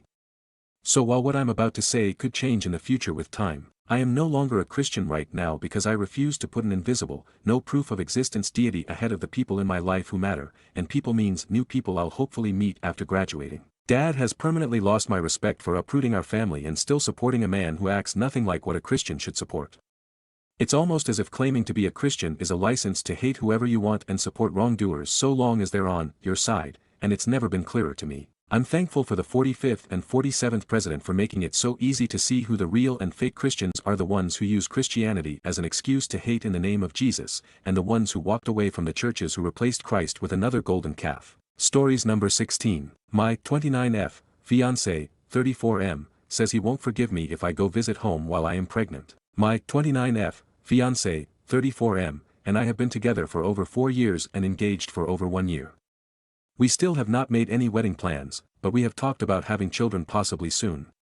I am from Mississippi, but moved to be with my fiancé here in California where we have live door over 1 year. Last night my fiancé said that if I traveled home to see my family at all while I was pregnant and anything happened to the baby he would never forgive me. He said I should not travel home to see my family at any point during pregnancy because Southern Hospital is not able to give the baby proper care. I did tell him that I would never travel if a doctor said it was risky at all, and I would only travel during a safe time period, like after the first trimester and before I was too pregnant. I asked him if I could travel anywhere else, and he said I could travel basically anywhere else in the world that wasn't like the South and was able to properly treat a pregnant woman. I do not know what to do. I understand that he is coming from a place of caring, but I am so sad to think that I could not go home to see my family while I was pregnant. Sometimes in our relationship I feel railroaded because he is so good at arguing and yet he has no experience with babies or pregnancy or any of this. I have been around babies and children my entire life. How do I move forward? Stories number 17. Aita for not letting my sister use the family property for her upcoming wedding. I am 25, my sister is 29, I also have a younger sister, 8. When I was 14, my mom sent me to live with her parents. Her excuse was that they needed me to help out. I believe she just didn't want to deal with a growing male teen. My grandparents owned an amazing property in the mountains that has an amazing view. We also have some horses and other critters. They were also quite wealthy as well. They both passed 4 years ago a month apart. They gave me the property, because I would appreciate and respect it more, while my mom and sisters got money and other assets, overall valued more than the property. In the past 4 years, I turned part of the property into a venue for mainly weddings. G-Piece knew of this idea and thought it was a good one. We are busy and usually booked about 8 months out. My sister got engaged 1.5 years ago and said she wasn't to get married at the property. I said yes, just let me know the date as soon as possible so I can make sure it is booked. I never got a date. I followed up several times and kept asking her, and she would brush me off. 2 weeks ago I got the wedding invitation, stating the property is the location and the date, which is in September of this year. I immediately called her to say that we have booked for that date and can't accommodate her. Well, now her, my mom, other family, her partner's family, as well as other flying monkeys have been blowing up on me. They are also calling and writing reviews for my business. I asked them to stop and call my sister, telling her that I literally all she had to do was tell me when she knew her date so I could block it and I would take care of everything else. She went off on how I am ruining her day. It is our family's property. How she already sent out the invitations and couldn't go back now. I should just tell the other couple to cancel. They have been on the books for over a year now, and I actually like them. Family is more important. After the last big blow up, I started communicating strictly through the business, using our recorded line as well as email. I suggested 3 other dates around the same time, but that's not good enough. I'm being resentful and an AH. TLDR, I own a popular wedding venue property that my sister wants to get married on, but she didn't tell me the dates until a few months before. It is booked for the day she wants.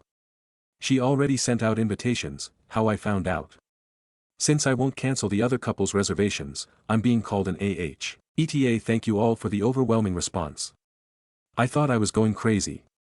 I'll try to respond to Propel later when I have some time. Thank you for all the advice and responses. ETA 2. Wow. There is no possible way I can respond to everyone. I have been taking notes about what people are saying and will go through the process as I have time. Most likely Monday. I plan on getting in contact with the couple and see if I can take them to dinner or something to explain the situation. I'm thinking of giving them a discount, getting a guest list, and being tight on security on our part. Thanks, everyone. ETA 3. I'm so blown away by the responses. The coming weeks Nate is going to be busy.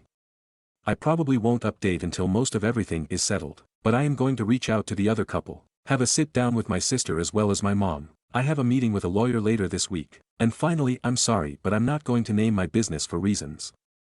Thanks for the offers of writing good reviews, but I can't accept it. I like to earn everything I have or am given.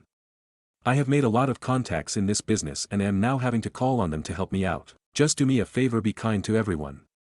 Show love, compassion, and respect. Relevant comments. Commenter 1. Your mom had to be the one filling her head with, "It's fine, it's our property, we can use it whenever we want." Reply. I have no doubt that my mom is the one filling her head. She definitely has the mentality of, what's hers is hers and what is mine is hers. Commenter 2. Oh yeah, sis and mom should know better. It's possible sister never moved out of the house at 18 though. Hopefully OP updates about this. My family had a lot of siblings raising each other, basically single parent home because my dad was rarely around, and that does grow a lot of resentment, but it also grows a sense of responsibility. Sister never even giving OP the wedding date despite multiple attempts of communication is why I doubt this is a situation where sister raised him until he was 14 and more so favoritism. Reply. I don't want to get into it too much, but my older sister didn't raise me at all. I was basically alone from age 10-ish to when I was relocated. She also didn't move out until about 4 years ago. OOP added to a commenter. Does she have caterers booked with menu? Officiate? DJ? Decorations? Deposits? Or is she thinking that you were doing this and paying for all of it too? Has she talked with any of them and booked them? Honestly, I have no idea. I need to go back and make sure if anything is booked for that day already is for the actual couple. I need to call the other couple and possibly have a sit-down face-to-face with them. As with my sister, she hasn't told me much. I'll try to see if I can get my little sister to be a mole for me to gather information. Info to add. My little sister and I have a good relationship. She spends time with me and loves my horses, so it should be easy to convince her. Update. Thank you all for your love, comments, and opinions. It was quite overwhelming. It has been busy.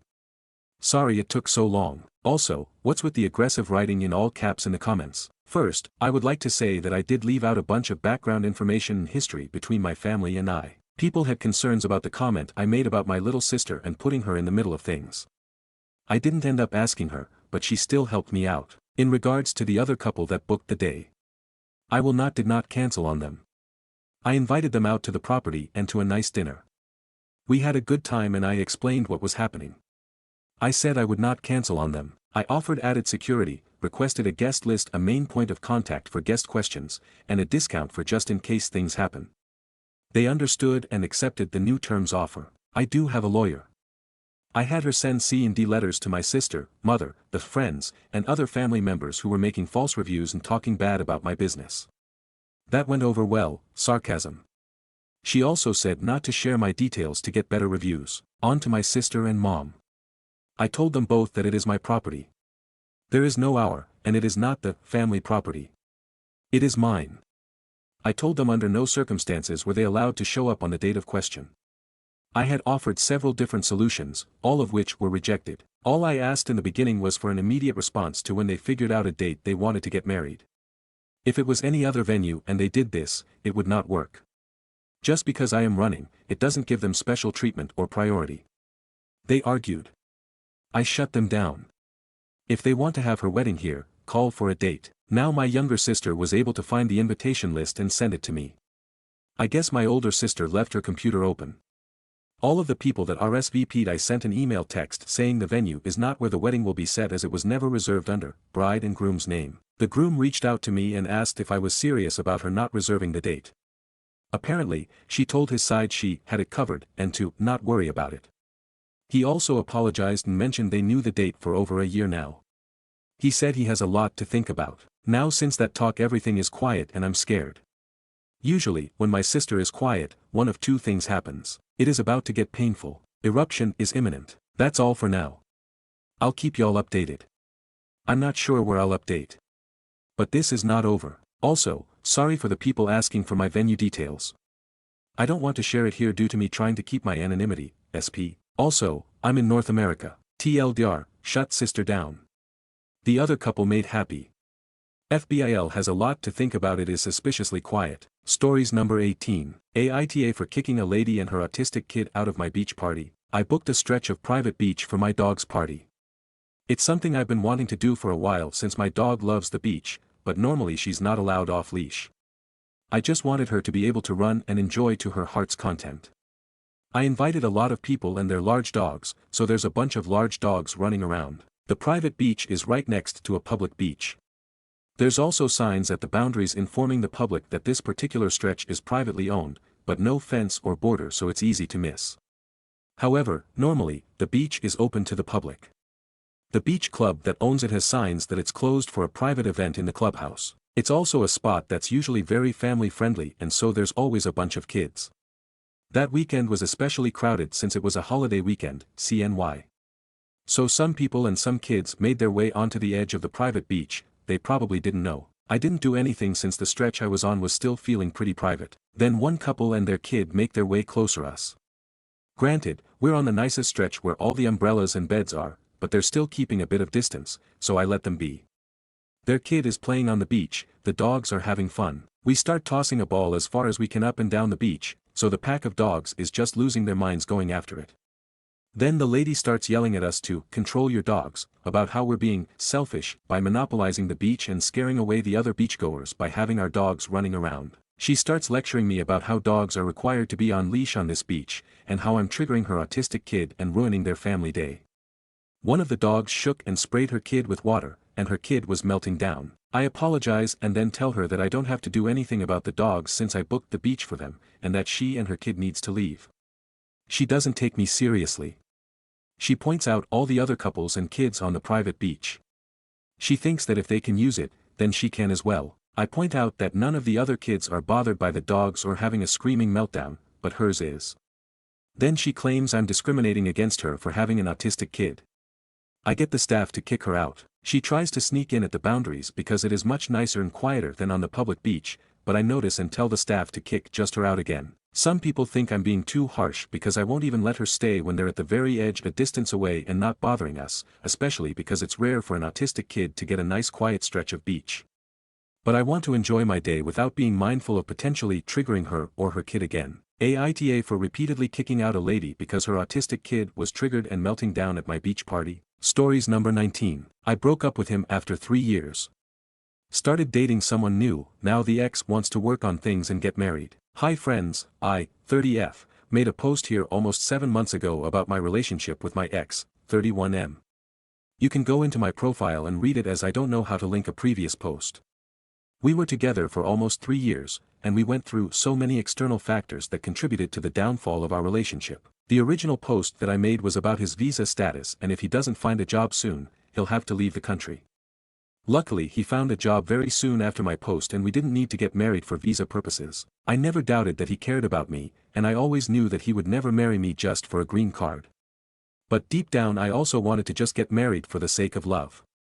I knew that we blew through my timeline for getting engaged, at the 2-year mark, and then eventually married. Back in 2023 I was very sick, the kind of illness that weakened my immune system and my overall health. During a routine OBGYN visit, my doctor asked me if I wanted fertility testing. I got my results and my ex was right there when I opened them, and my egg count was not as high as I would have wanted.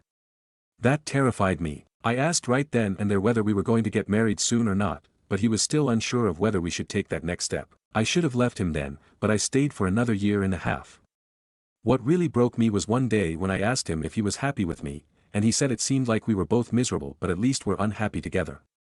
I don't know what overcame me, but I moved my things out of the house, and broke up with him on the spot. I just couldn't fathom living a forever with someone who isn't happy with me but still wanted to stay. He of course came begging and crying for another chance, and I said I needed to move on and heal. I recently started seeing someone new, and it has been so refreshing. His first question to me was what my thoughts on marriage were. We are so compatible in so many ways, and to be honest, this man might be my future husband. I can't believe I'm saying that. We lift each other up and encourage each other and are already having serious conversations about our timeline to get married. I don't know what is in the air, but it seems like the moment we're ready to move on and be genuinely happy our exes come back and suddenly want to change.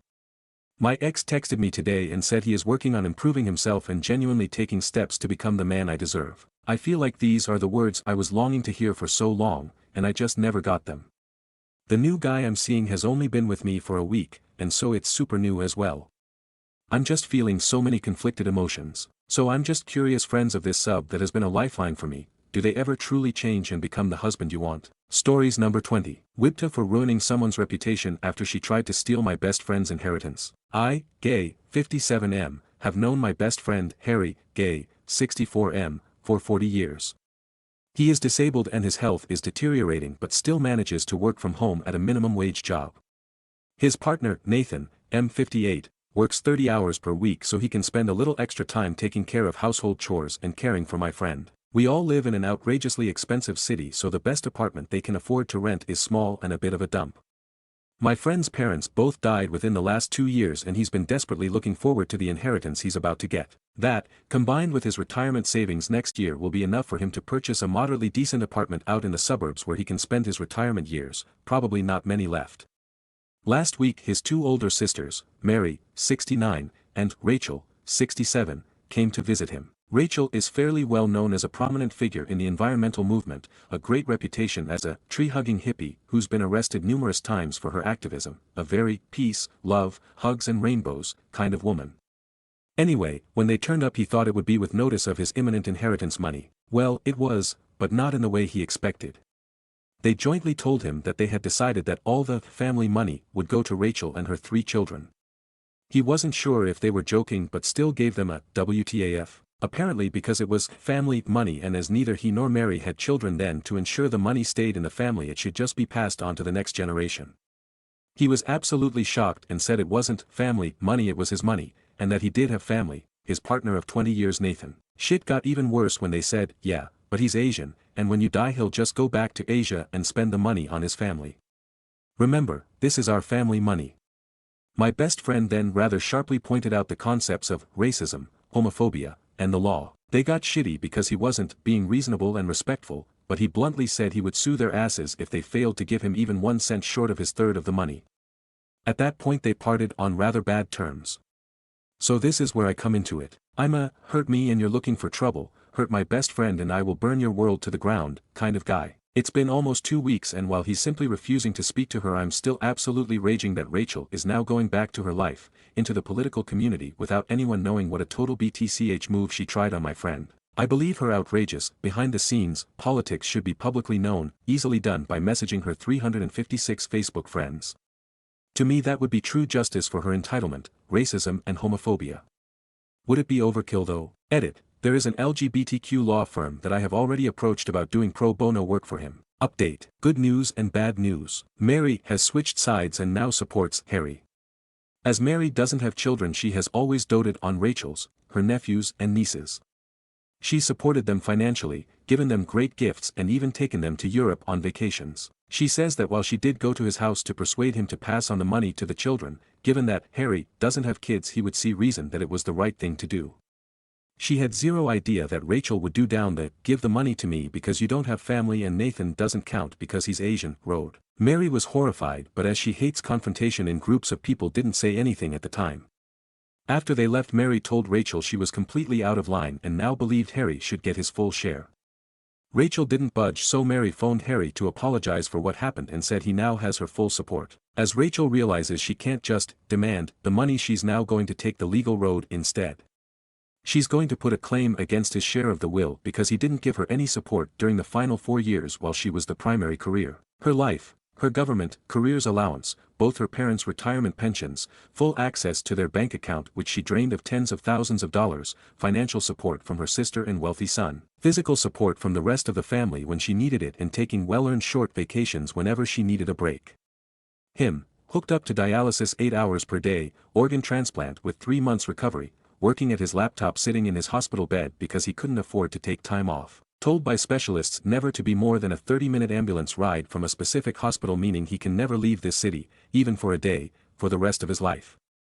Not a lot of wiggle room for providing financial or physical support in a small town 500 miles away in a different state. When Rachel informed Mary she would go the legal route, Mary was furious and immediately phoned Harry to warn him. I went to my law firm on Harry's request 9 a.m. Monday morning. I gave them full details of everyone involved, the properties, all Rachel's financial resources as above, and details of the conversation where she expressed racist and homophobic comments, how this is not a change of attitude but a change of strategy. The lawyers are all set. Their specialty is fighting off racist and homophobic families trying to steal the inheritance of LGBTQ people. He just smiled and said, "We are going to get him every cent he's owed and bleed her dry in financial costs in the process." So the upshot of it all, Mary is no longer speaking to Rachel and has told the nieces and nephews what their mother is trying to do. Harry says he will never have anything to do with her again and she can fry in hell for doing this. I'll take that as permission to go scorched earth, nuclear on her after the court case has been settled. I guess in the meantime I'll move in the shadows. I did send her a message, "Rachel, you seem to have forgotten Harry has another family member, his best friend of 40 years. While you are trying to take everything from him, I will give everything I have to protect him. I stole my disabled brother's inheritance because he's gay and has an Asian boyfriend, may get you a cheer at a MAGA convention, but can you imagine how that sentence would sound in our world? Imagine how the 200 people would have reacted if you'd got up with a microphone and announced that at your 60th birthday party, that I attended. Go down this road and you will lose your brother forever and disgust everyone in your entire extended family, especially your own children. To get to him you will have to go through me, and my law firm. Regards, Harry's pet Rottweiler, Jerry." Update. I sent that message to Rachel privately with just a veiled threat to go public if she kept pursing this course of action. The thing with entitled people though is that sometimes they are so delusional they believe they are the victims. She has now forwarded the message I sent her some of our mutual acquaintances, including her own children, to show them what a bitch I am. Wait, I point out what a homophobic racist sister you are, but you're telling people I'm the nasty one. So now those people are messaging me to confirm that the letter I sent was real and that the situation is exactly as I made it out to be. I'm simply responding, yes, it's all true, desperately restraining myself from elaborating any further as I don't want to complicate the situation or encourage more people to get involved. So much for me ruining her life, she seems fairly intent on doing it to herself. Update. I think action's consequences might finally be hitting home. She replied to my message with, "What a terrible thing to do to me on election day." Wait, that's the worst part of all of this. I understand you care about Harry, nice, but what you said is inappropriate and untrue. Don't ever send me a message like this again. Let's see, Rachel, this is family money and you don't have family, so it should come to me. Harry, I do have family, his name is Nathan and we've been together for 20 years. Rachel, yeah, but when you die he'll go back to Asia and spend the money on his Asian family, so it should come to me and my family instead. Entitlement, homophobia, racism. I've known her for 40 years and I've never heard her say anything remotely like this before. And yes, she truly is a peace-loving, tree-hugging hippie. That doesn't change the fact that I've also known her to always feel entitled. Perhaps she just doesn't realize it because she usually gets what she wants and people are often happy to give it because she generally is a lovely person.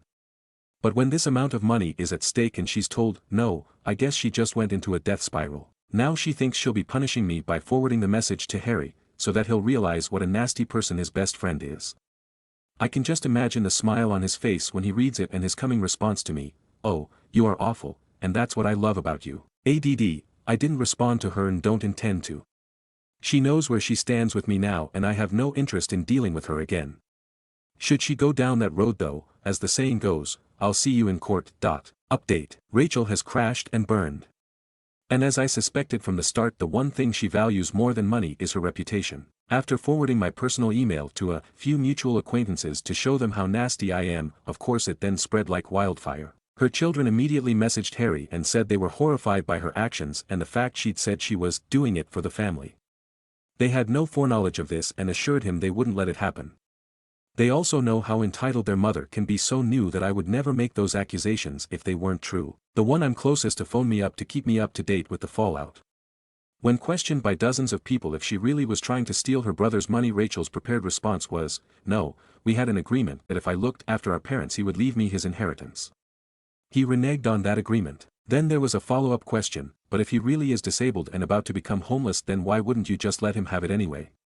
Realizing she was backed into a corner, there was only one way out. "Of course I'm going to give it to him, that was all just a misunderstanding. And finally, who is this Jerry and why is he accusing you of being racist and homophobic? She replied, yes, he's a friend of Harry's but he's nasty and a bit mentally unstable. He just concocted all this as part of his vendetta against me, so all done. She publicly renounced her claim to Harry's money, and although she's refuted the accusations of being racist and homophobic, I have no doubt they are going to haunt her to the grave. And if a random bunch of people I'll never meet now believe that some random guy on Facebook is nasty, mentally unstable, then so be it, I'll wear it with pride. Update. My last post 2 months ago said, final update. I thought the whole *T storm was over. I thought I had crushed Rachel and her entitlement and that Harry was free to live out his life in peace. But apparently her entitlement is of such epic proportions she's gone in for another round. It turns out that the bitch troll from Hill has just been laying low while she went to a financial advisor and has had a lawyer send Harry a detailed account for the money he owes her with a threat to sue if he doesn't. Again, she doesn't have a legal leg to stand on. You can't claim retrospectively that a person made a verbal financial contract with you. So it's not that I'm afraid for Harry financially, it's just that I cannot comprehend the sheer audacity of it. I have never thought of this before because I have never considered what I did was burden in any way to me, but this whole incident has done though is trigger a repressed grudge I've held against her for over 30 years. Harry and I were roommates back in the 90s. One day she turned up at our door with her oldest child, M16. She had great news. She, or more probably Mary, secured him a scholarship in a private school that specialized in computer science. Fantastic. And how fortunate it was that the school just happened to be in the same city that Harry and I lived in. And how that as gay men we would now get to experience the great joy of raising a child. And then she swanned off on her merry way with her younger children to travel the country world. I was only 24 years old, working night shifts as a nurse and now caring for a teenager during his 2 senior years of high school as well. But I loved it. He was an amazing teen. I've been using that word since I watched Agatha.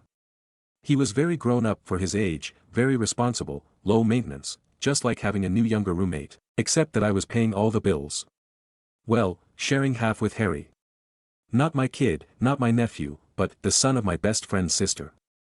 But I did it without a thought, and even low-key knew I was doing him a favor by giving him a better chance at the future than his mother could have. At 18 he moved out with some friends and I was so proud. His school grades were so great he got a scholarship to a college where he could further his computer science career, and kinda proud of myself too. The year after teen graduated, Rachel turns up again with next oldest child, F16.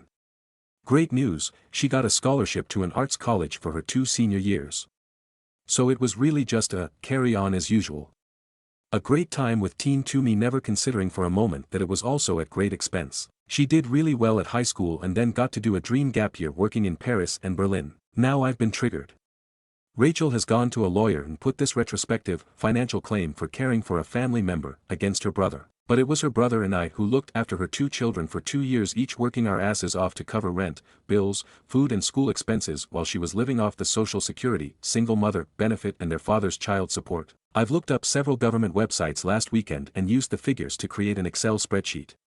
It costs $13,000 a year to raise a teenager. I paid half, so that's $6,500. I did that for 4 years, comes to $26,000. So, as my update, I got a copy of the letter Rachel's lawyer sent to Harry. I then went to a lawyer myself today and got him to write a letter using literally the exact same words as she did to claim $26,000 with a threat to sue if she doesn't pay. The lawyer was absolutely stunned and said something to the effect of, "You know, this is the most ridiculous letter I've written in my entire career and that I'm going to have to charge you $1,000 for it." I told him it wasn't about the money, it was worth every cent for the satisfaction of imagining the look on her effing face when she opened it. I haven't told the children, and never will, as I would never want them to think they were a burden on me in any way. However, I'm sure now as adults in their 40s they would be absolutely horrified to know that their mother was using their child support money to travel the world while I raised them, just as horrified as they were when they heard she was bullying Harry for his money. I do hope Rachel takes this as an implied threat to go public just as I did last time though. Update. Rachel took my bill for $26,000 straight to her kids and said, "See? He was just using you for money. To use someone for money, you actually have to be getting money." She talks to her children like they're still children though. They're in their late 40s now, so clearly see my demand for what it was, accusing their mother of literally doing the exact same thing. It did make teen feel bad though, and he rang me up and said, "I'm so sorry, I was having such a great time with my uncles, I never stopped and thought of the hardship you were suffering. Give me your bank account details and I'll pay you and Harry the money my B***tch mother should have 30 years ago. Absolutely not. That money was child support for you. With it we could have given you a better life, a nicer house with a bigger bedroom, bought you a better computer, better school equipment, better shoes, a bigger allowance. If anything she should be paying you back for what she deprived you of as a child. The fact that you consider me an uncle and had a great time is all I ever needed. Rachel sent Harry a copy of the bill too, before I could give him a copy to send her first. Harry then felt guilty for and apologized profusely for imposing his family on me. Harry goes out of his way to find things to feel guilty about. 2 years ago my PC died and at brunch 2 days later he turned up with his spare laptop, saying his work PC was all he needed at home. 6 months later he said he desperately needed it back because his PC had died. No problem, it was his and he just lent it to me. He went home so riddled with guilt that 3 days later he turned up with a new PC as a present. After he left I looked up how much it was worth, twice as much as the laptop I just returned to him. So I had to assure him that his family has never a problem, his parents were lovely, Mary is lovely, the nieces and nephews are great. And for 40 years I thought Rachel was a great person too.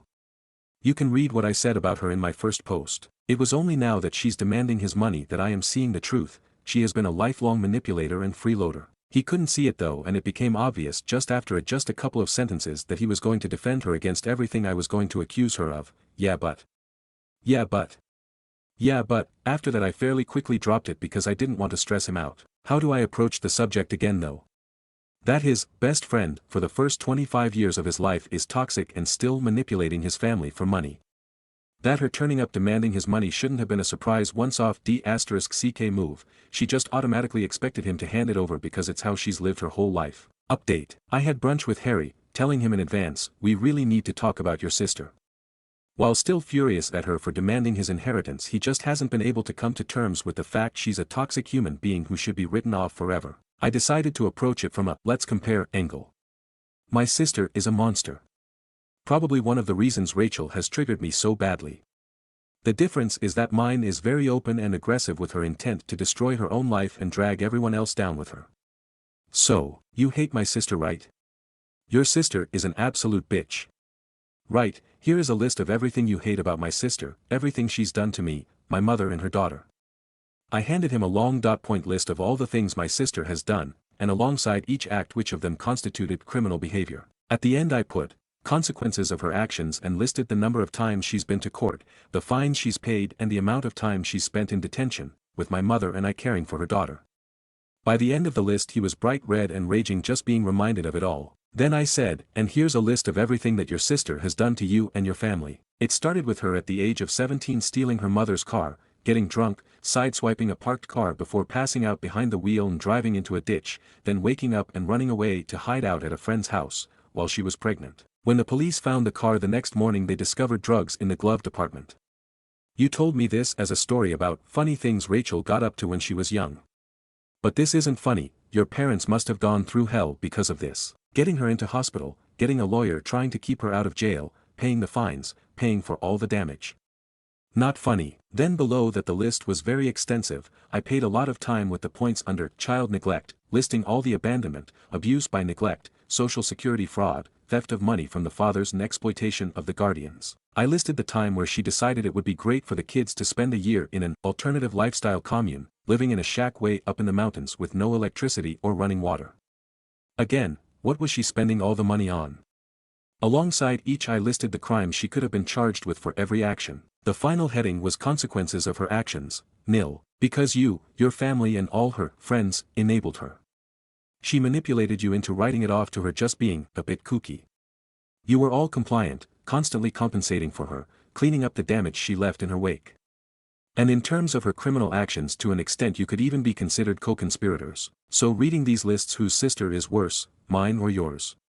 He was pale and utterly speechless. And now Mary has just handed over her inheritance and with unbelievable audacity she's showed up at your door twice now trying to bully you out of yours. I finished with, I think the reason you finally and furiously flipped on Rachel is not just because of the inheritance, it's because deep down you've been absolutely raging about having to put up with all this shit for the past 50 years. When he finally got his voice back he started again with, I am so sorry I inflicted her on you. No, not at all. She's just such an absolute genius at manipulation that for the past 40 years I completely bought into it too. Let's burn her world to the ground together, are you in? Yeah, he is. Update. This is the gift that keeps on giving. Obviously, after assuring Harry they were against Rachel taking his money, the children were shocked to hear that she'd gone to the lawyer for round 2. Teen 3, who lived with us only briefly, phoned me with an update. Rachel has once again been taking my letter around to prove to people how nasty and entitled I am. Unfortunately, for her, it's blown up in her face. People who were sympathetic to her the first time around are now saying, wait, these guys looked after your children for 4 years and you didn't give them any financial support. Obviously she had no coherent response to that. So she went back to see her lawyer, who turns out to be a friend and doing the work pro bono, and asked Teen 3 to go along for emotional support. Teen 3 agreed, only they weren't there to support her, they went along for the shits and giggles and then phoned me back with an update. The lawyer had met her a few years before and like everyone else they thought she was warm, affectionate, passionate about the environment and slightly kooky. He saw her as the most wonderful woman for taking care of her elderly parents. Rachel went in and slapped down my letter of demand and said, look what he sent me now, he says I owe him and Harry $26,000 each. But people don't seem to understand when I explain it to them and they keep taking Jerry's side. Can you explain it to me in legal terms so I can answer people's questions? Sure, let me take a look, and the first thing he said was, oh, this happened in the 1990s, the statute of limitations has passed so he can't make any legal claim against you, just as you don't have any legal claim against him. So apparently he told Rachel at the time she didn't have a legal leg to stand on, just that after she told him her version of events, Harry was rich, had a huge condo downtown and even though he traveled abroad all time never came to visit, he agreed that Harry had a moral obligation to pay her. That's why he wrote the letter. Then he looked at my claim outlining the situation in the 1990s and immediately said, just as everyone else had, Harry was taking care of your children for 4 years but you didn't pay a cent in child support. If these guys had submitted this to a court 20 years ago you wouldn't just owe them for this amount, they could have taken you to the cleaners. They should have been receiving Social Security, the father's child support money and you would have had to pay them child support as well. So now even you are taking their side. Of course it has nothing to do with taking sides, he was just explaining the law. I was supporting you on the argument that Harry had a moral obligation to pay you. But your legal and moral obligation to pay them is much greater. Rachel was furious and stormed out. Teen 3 went home to phone me with all dirt as soon as she walked in the door. The next day, Friday, completely out of the blue my lawyer called and said, I have some exciting news about your claim, come in and see me. I said I knew I had no legal claim, I sent the letter and it had the desired effect of rattling her and Harry and I couldn't afford to take any further legal action. He said, you paid for the minimum walk in the door charge that covers you for 2 hours of my time the other week but we're only here for less than an hour so don't worry, this is already covered. And it's not about you taking legal action, it's about another legal approach that would bleed her dry. So I rushed in, turns out that while my financial claim has a statute of limitations, there are no limitations on child abuse claims. The laws were enacted specifically so adults could make claims against the child abuse they were subjected to by religious or welfare institutions, but can also be used by children against their parents. So I pulled out my iPad which had the list I'd shown Harry detailing all the criminal neglect of Rachel's children over the past 40 years. No physical or sexual abuse but abandoning her children, substandard living conditions, poor schooling and using them for financial gain. By this time my lawyer is totally in on the action and said, if you brought this to her attention it would leave her completely unhinged. So I had brunch with Harry yesterday. This will be his first active participation in the scheme and he's enthusiastic too. But, of course we'd never do anything without informing Rachel's children first and that it has nothing to do with them but simply punishing his sister for still pursuing Harry's inheritance. We've arranged a Zoom call with 3 of them for Tuesday night to get their okay before we go ahead. Update 9. Harry and I had a Zoom call with 3 of the teens yesterday. We reassured them that having them live with us was a truly special time in our lives and what we're doing now is not in any way related to that or our relationship with them. We said that in hindsight now would have been happy to take all of them in at a younger age, giving them the opportunity to live in the same house at the same time and get a regular education at all the same schools. We know they all have amicable relationships with their mother and we didn't know if that's because they were really happy throughout their childhoods or perhaps they've forgiven her that allows them to be friends with her. One of them said, oh we've just learned how to put up with her.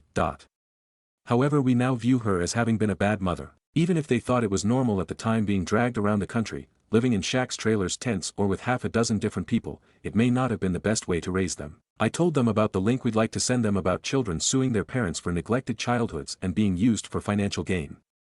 Even though we knew none of them would ever use it, at least it made for interesting reading. If their mother suddenly rang them up all hysterical, pretty much a certainty, then they could say whatever they wanted to her. Even if they thought it easiest to paint me as the bad guy for sending it to them, that would be fine. She couldn't hate me more than she already does. So they agreed. It was just a FYI website link with nothing bad said about her in the intro or indicating that we actually want them to sue her. Teen 1 called us back an hour later and said, "We've talked amongst ourselves and know she's brought this on herself. When she rings we'll just say, 'Yes mom, yes mom, yes mom, don't you think it's time you just dropped this?'" I sent the email at 8 a.m. this morning to all the teens and CC Rachel with the simple intro, "Hi nieces and nephews, it's unfortunate we've all had a difficult time over the past few months. While scrolling through some websites regarding family disputes we came across this link you might to look at. With love, Uncles Harry and Jerry." Of course the shit utterly splattered the fan over the next couple of hours. True to form, Rachel didn't phone them up like a normal mom would and ask, "Do you think I was a good mother?" but instead phoned them up and yelled, "Don't you dare sue me." This afternoon she phoned up Teen 1, said she was going to see the lawyer and could he come with her as a witness.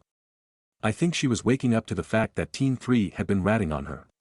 He just assumed it was to witness a document being signed like changing her will. Nope, she wanted to take out a restraining order against me. She started on about how I was constantly harassing and threatening her.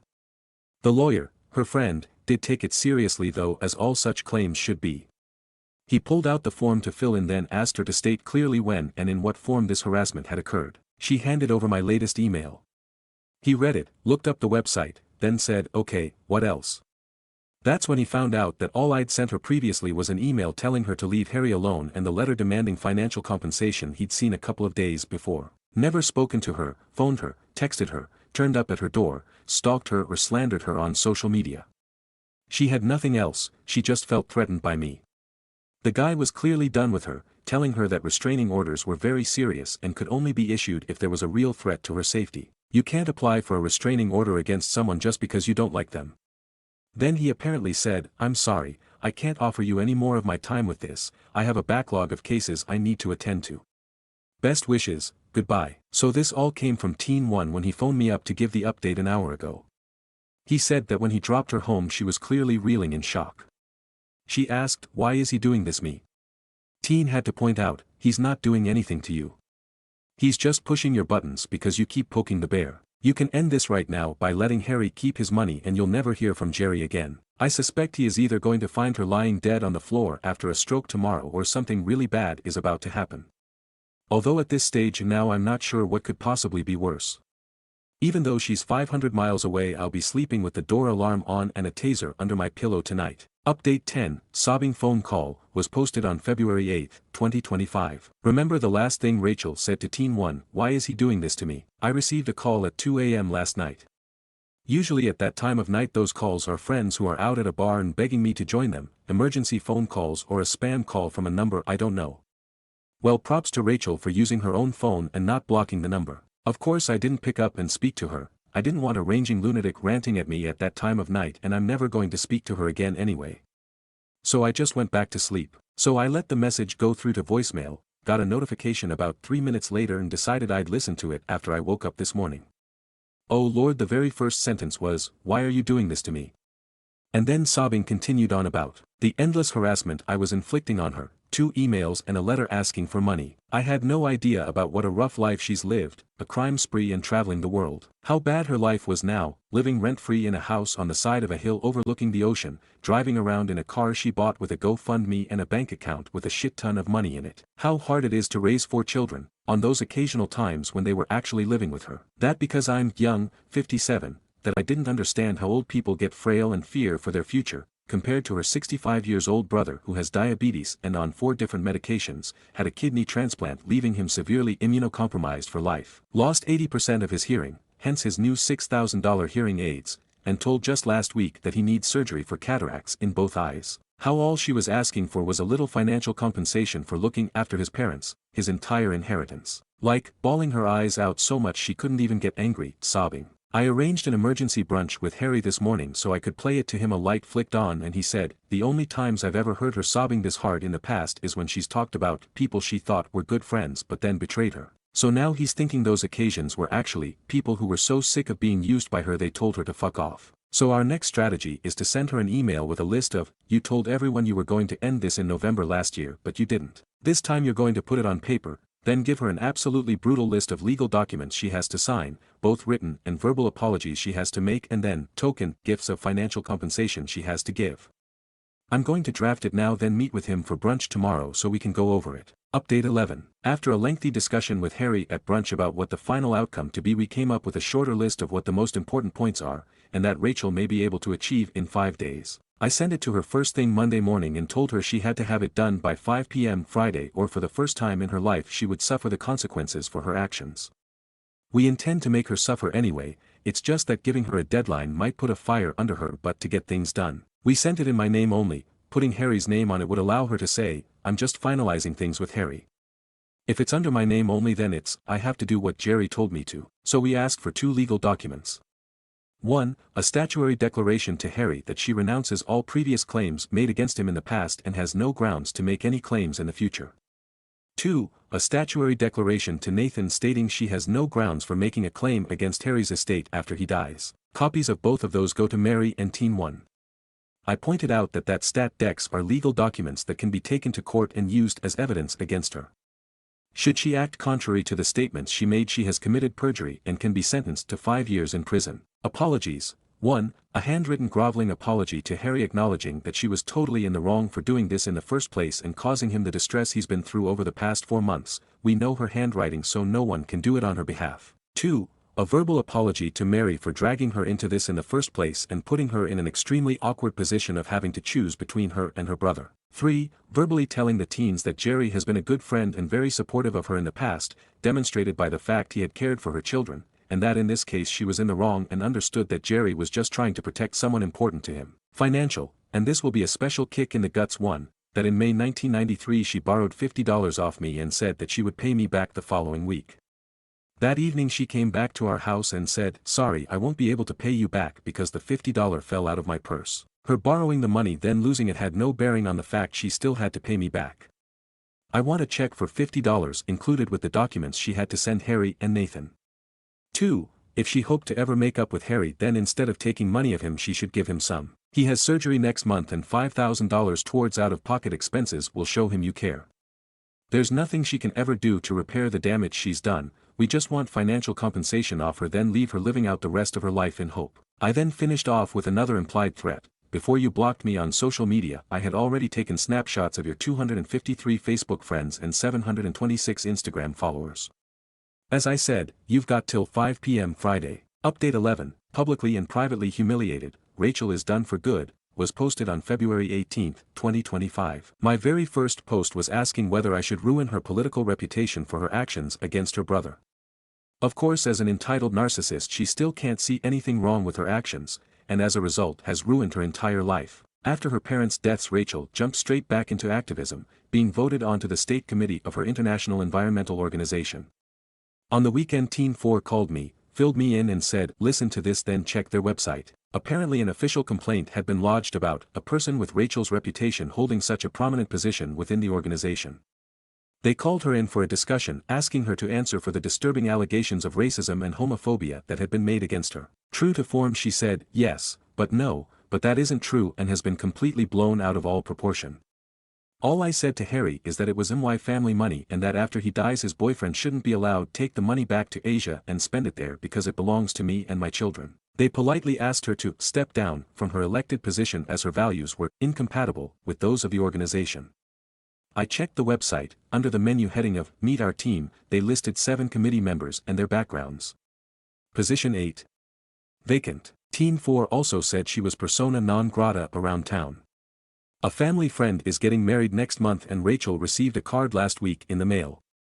Dear Rachel, it is with regret we must ask you not to attend our wedding on March 22, 2025. It will be a very special day that we wish to celebrate with our dearest friends and make memories to last a lifetime. With that in consideration we don't want our guests distracted by controversy. Best wishes, John and Adam. Disinvited to the wedding of a gay friend you've had for 20 years. Burn, and I didn't have to lift a finger. As for the rest, a large envelope arrived at Harry's house by express post on Friday morning. He jumped on the phone and called me over for brunch so we could open it together.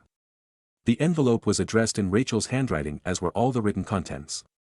1. 2 stat deck stating Rachel has no claim against her parents or Harry's estates. 2. Letter to Harry begging forgiveness for the terrible misunderstanding that Jerry twisted the facts to use them against me and that she knew it would never break the special bond we've always had.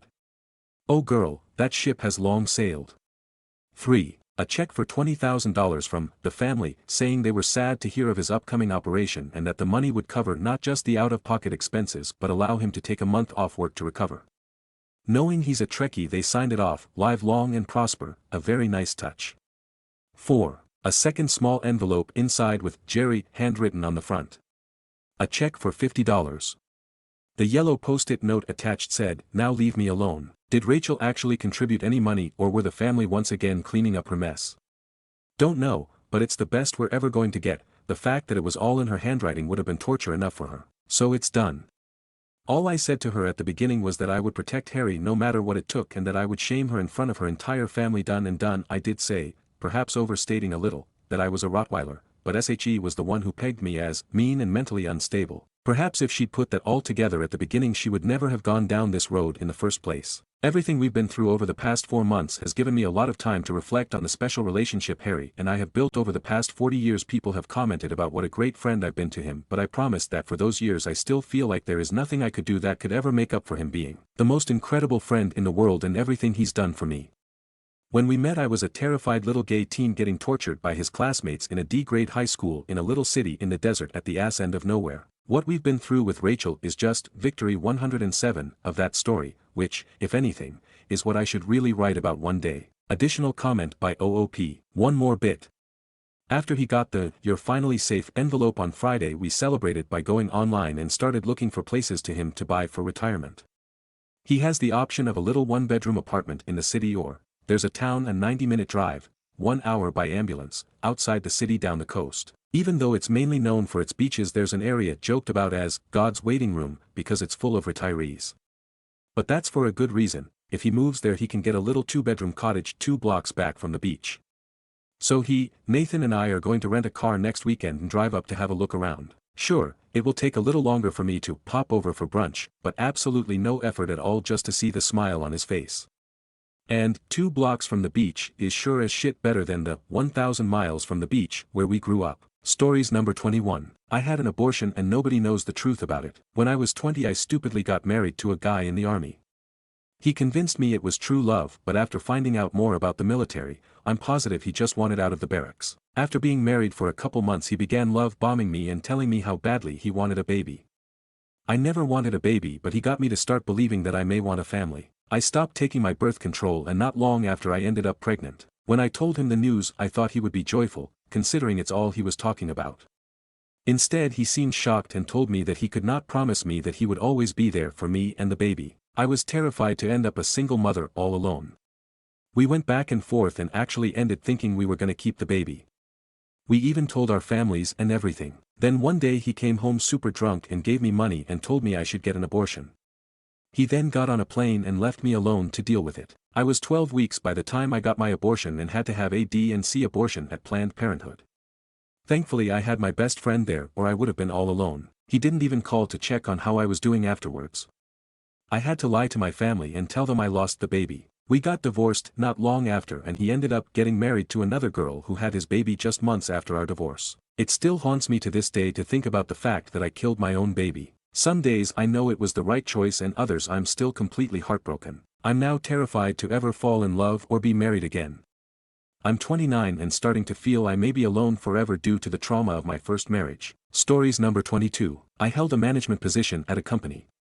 I asked a non-management employee of the opposite sex to step into another room to discuss her performance away from other employees.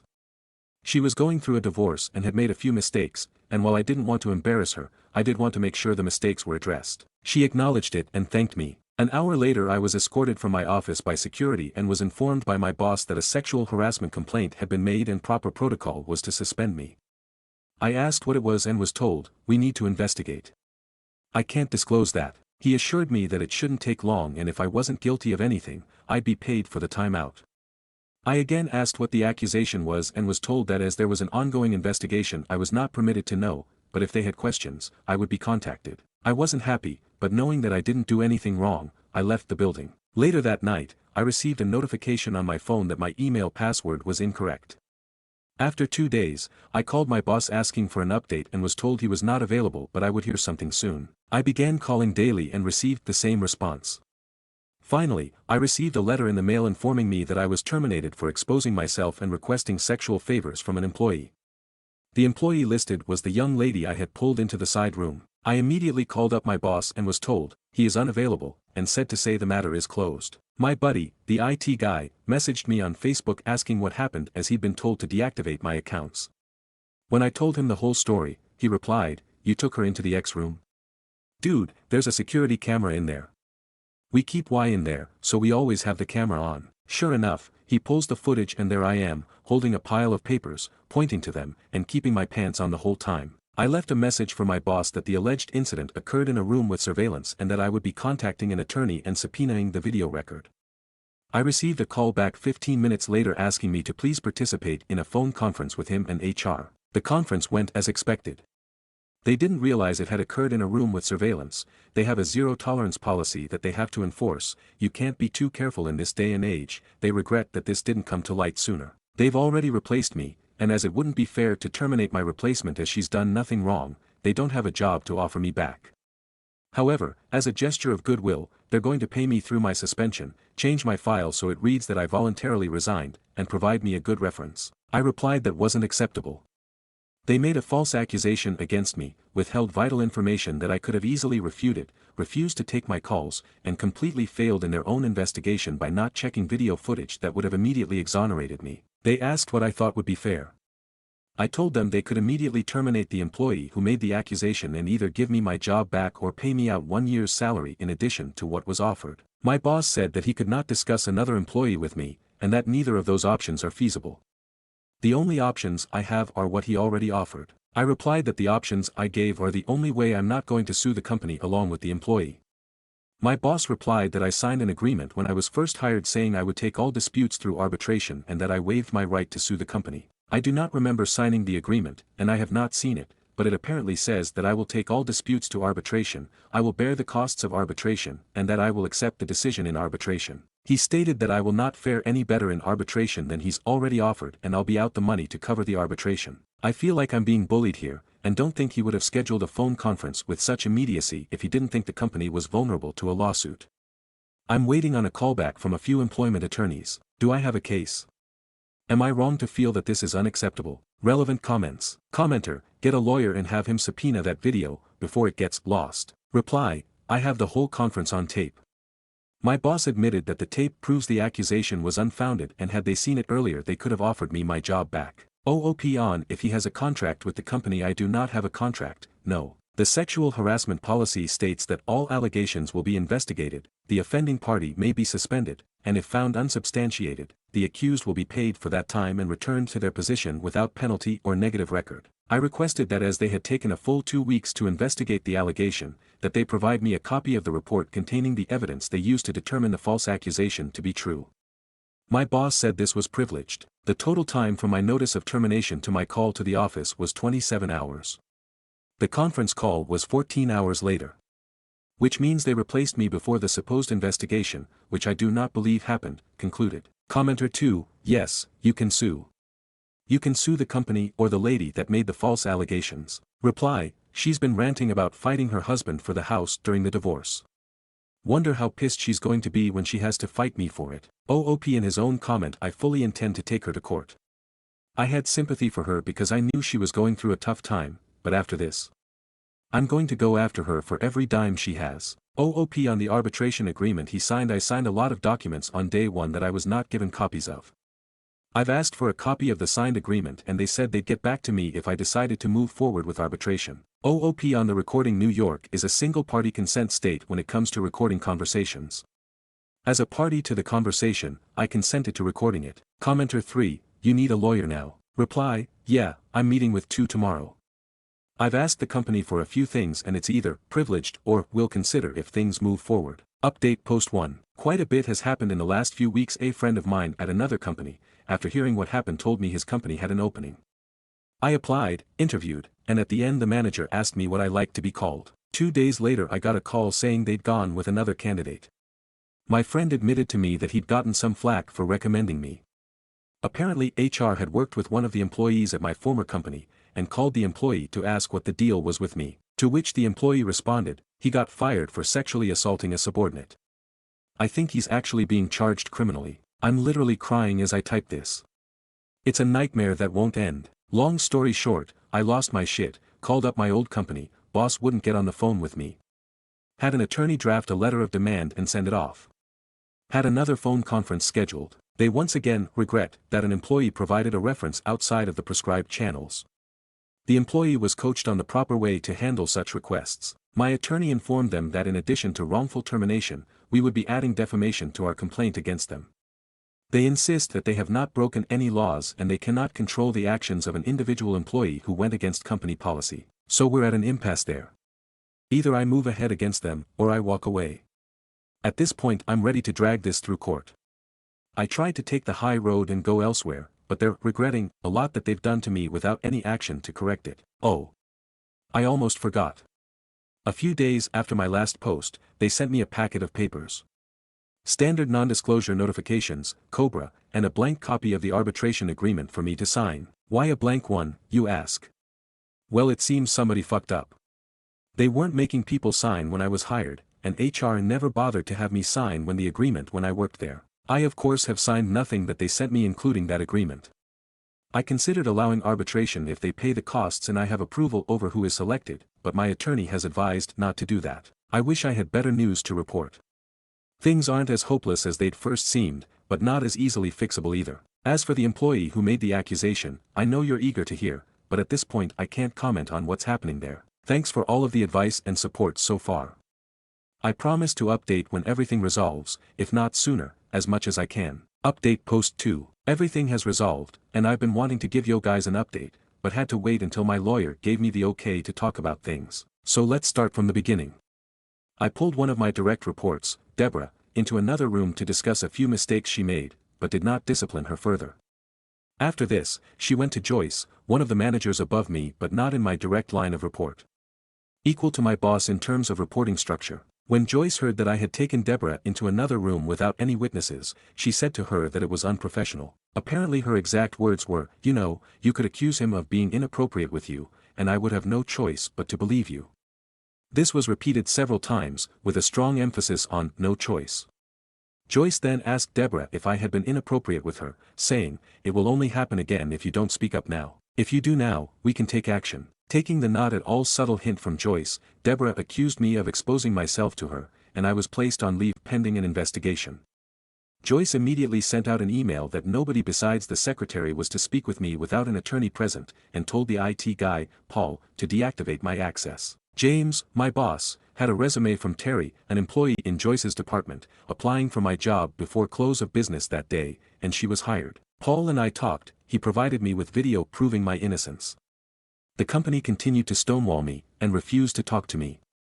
When they did, they attempted to push me into arbitration, and to retroactively sign an arbitration agreement. I cut my losses, took another job, and was ready to move on. Sandy, an employee in Joyce's department, broke protocol, talked to HR at the new company, told them I had sexually assaulted a subordinate and cost me the job. So that brings us up to date. My attorney and I launched a civil suit against the company and Deborah. Bet you're wondering how I know the above. Well, good old Joyce said she'd protect Deborah if she came forward. Unfortunately, that only extended to her job. So when she was named individually in this suit, corporate told her they would not be providing her an attorney. After realizing that she'd be putting her house up for collateral, she was all too willing to throw Joyce under the bus. Joyce went to Paul, the IT guy, who was one of her reports, and gave him a list of footage to be procedurally wiped as part of an archive clear-out. He pointed out that the incident with me was on that list and part of an ongoing investigation. Joyce told him that it was no longer needed and to go ahead and wipe it. He refused, citing the fact that it would still be requested in the event that the suit moved forward. She told him to pack his things as he was being terminated for insubordination. He called the company attorney and informed her what had happened. The aftermath. Several things happened at once, so I'll try to keep them as chronological as I can. Deborah's attorney contacted mine stating that, conditional on me dropping the suit, she would admit that she lied and explain what went on behind the scenes. Dana, the company attorney, got the call from my attorney with the details from Deborah shortly after she finished talking with Paul about him being terminated for refusing to destroy evidence. Deborah and Joyce were terminated for cause that day. Paul was told that his job was safe. My attorney received a call, and it was made clear that the company didn't want this to go any further and wanted to talk settlement. I won't go into all of the details, but what I can say, I was offered my job back with a very fair increase, I received back pay from the date of suspension, and a public apology was offered from the very top.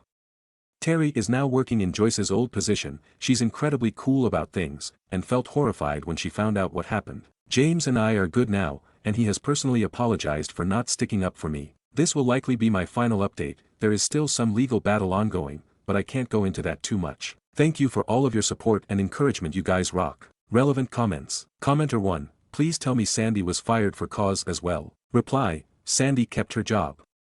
I don't have any bitterness towards her, and don't know that I would have done differently had a friend called me, other than that I probably wouldn't have spread an unfounded rumor. Commenter 2. Might be worth sending the apology through to the company that rejected your application.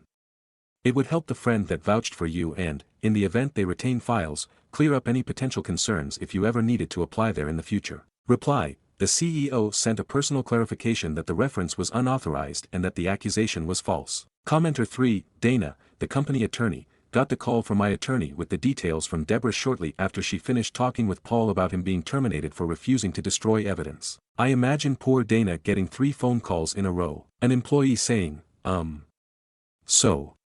It turns out I made up a sexual harassment claim that got that guy fired, because my boss wanted to put her flunky in his job.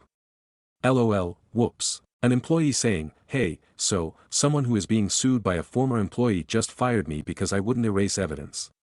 What do? A call from OP's lawyer saying, hey Dana, you got your checkbook handy. Pour Dana someone buy her a pint of whiskey. Reply, I don't know this officially, but it's gotten back to me from a few people that after my attorney called, Dana walked into our CEO's office and said, you need to either settle or get outside counsel, because there is not a chance in hell I'm walking into a courtroom to defend this fucking nightmare. OP on the evidence he got. Paul gave the evidence to both me and the company. The company did not know that I had the footage, but it was moot because they stipulated that my version of what happened in the room was reflected on camera. Deborah insisted that it happened and Joyce backed her, apparently positing that Deborah may have been confused with another time when I spoke to her not on camera. Paul knows me very well, and when he checked the video and saw I was being railroaded, he did what he felt was morally right. Believe me, I'm not planning on staying here. However, without giving too much away, this is a very tight-knit industry. People talk and I was pretty much scorched earth. By clearing my name, being welcomed back, and putting in some time, I'm making sure I have all my ducks in a row before I get the hell out of here. Commenter 4, does there just happen to be a camera that captures that particular meeting room, or did you choose it knowing that already? Wouldn't the company know about that camera? It seems ridiculous that there was a way to verify no wrongdoing and no one but you considered reviewing it. Reply, I didn't know there was a camera in there, no. As it happens, we happen to have something in that room where it behooves us to have video evidence of who removed it and who returned it. I found this out from the IT guy after my termination. Commenter 5, did James remain fired too? Or did he get his job back? Reply, James was never fired. He did bring up his uneasiness with his superiors, but was told that Joyce had handled the investigation properly, and he was not to speak with me without Dana present. I understand why he did what he did, and while things will never be the same between us, I can work with him without there being animosity. Commenter 6, so the big question I have, what exactly is Joyce's beef with you that she took the first opportunity to take you out? Why did she go through all of the easily verifiable channels to try and wreck your career? I mean, she tried to enlist not one, but 2 separate patses in this, one of whom knew about the whole situation and then knew enough to immediately get legal involved, and another who would have to risk everything to try and prove a blatant lie. That just seems like poor planning on petty revenge to me. Why did she have a grudge? Reply, my guess. Power. She's an ambitious person trying to get ahead in life. Terry and I were on equal level management-wise. The only difference is I have more direct reports, whereas she was basically an assistant manager to Joyce. Handled the department when Joyce was out by herself, so Joyce saw an opportunity to put a surrogate in another management position and get a foothold into my area. Commenter 7, James, my boss, had a resume from Terry, an employee in Joyce's department, applying for my job before close of business that day, and she was hired. The resume was submitted that day, but that the hiring decision wasn't until later. Promoting someone twice in a year is fast, but not unbelievably so, particularly because it sounds like this place isn't too well run and keeps having positions open up very suddenly. Reply, Terry taking over my job was a lateral move. She was essentially Joyce's assistant manager and covered the department when Joyce was out. Commenter 8, I'd use your increased salary as a stepping stone to finding a new job now. Management at your company is beyond incompetent. That HR department isn't fit to manage a food truck, much less the staffing at this company. The legal department really dropped the ball here as well. At every step of the way, they were wide open to damages, and proceeded as if they got their degrees from Hollywood upstairs law school. Use your new salary to get a higher paying job at a company that isn't run by Laurel and Hardy. And do what you can on your way out to get Sandy canned. And James.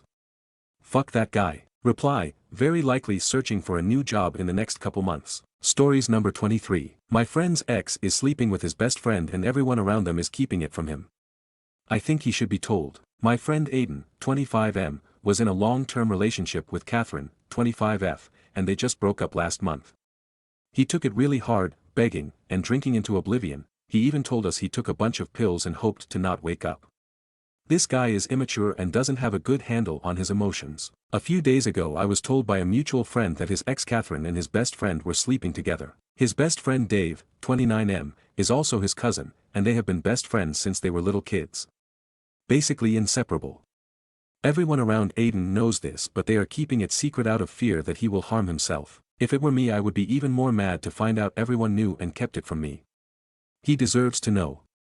When I said this, Aiden's other friends started going in on me, telling me that I'm going to be the reason he kills himself if I tell him. I think they're idiots and that their duty as his friends is to not lie to him, and be there for him during the fallout. His reaction should not dictate whether or not we tell him, and I believe he will find out sooner or later no matter what anyways. Do they have a point?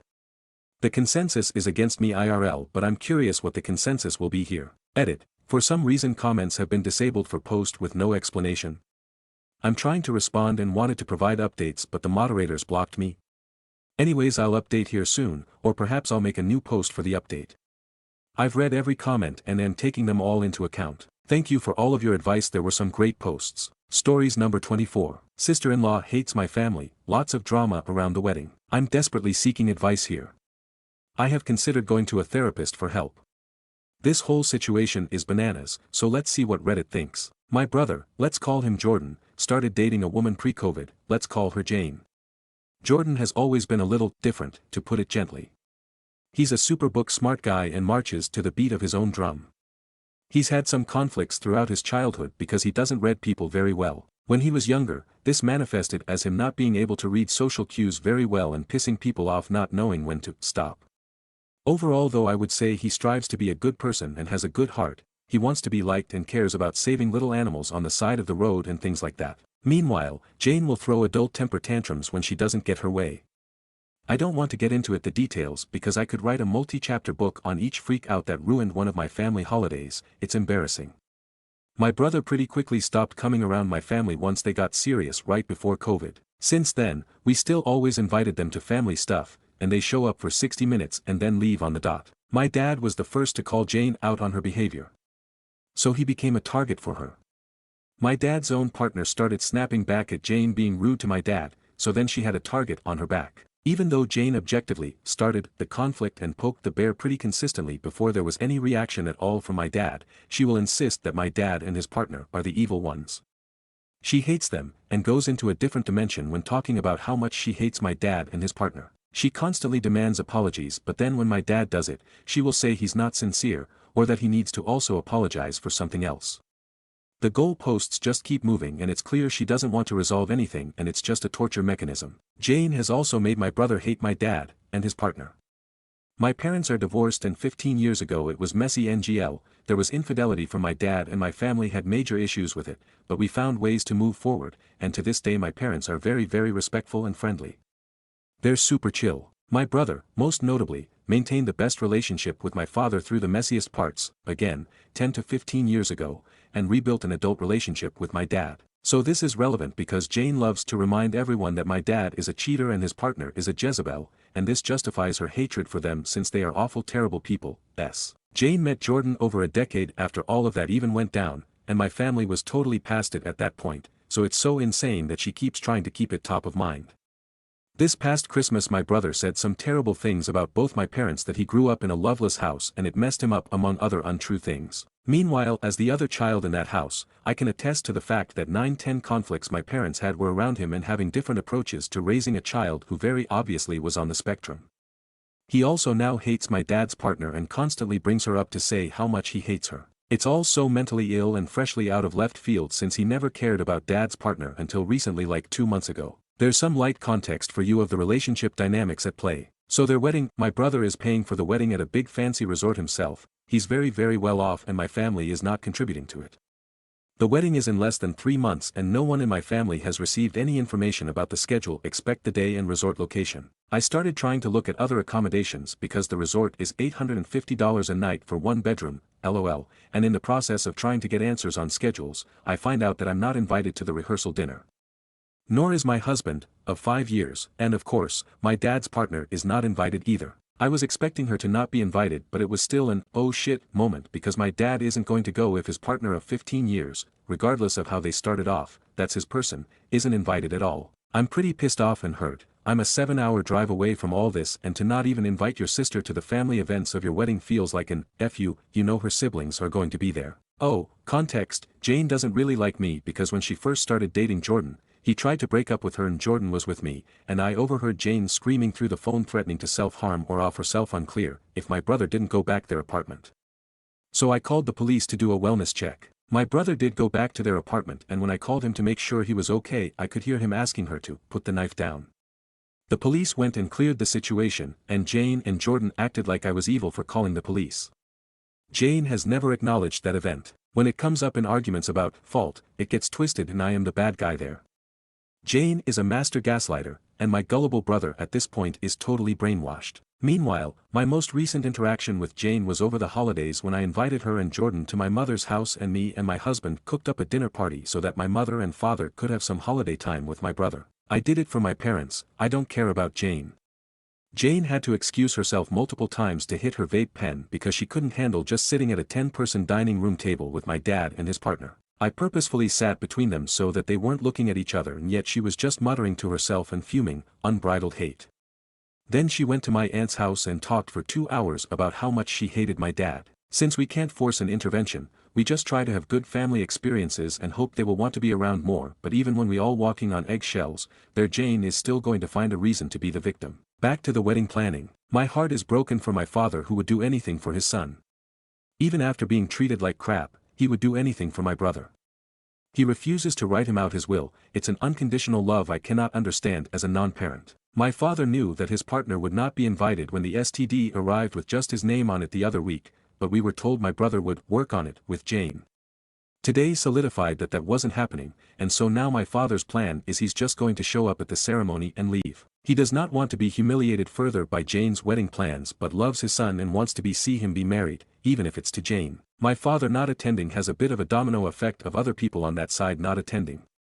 My grandmother is old and feeble, has also been screamed at by Jane for no reason, but Jane will say it didn't happen lol, doesn't want to go. And other family members would prefer to go to other family events that same weekend, like a college graduation. I have no idea what to do. I have tried to tell Jordan for years that he needed to inspire Jane to be neutral with the family.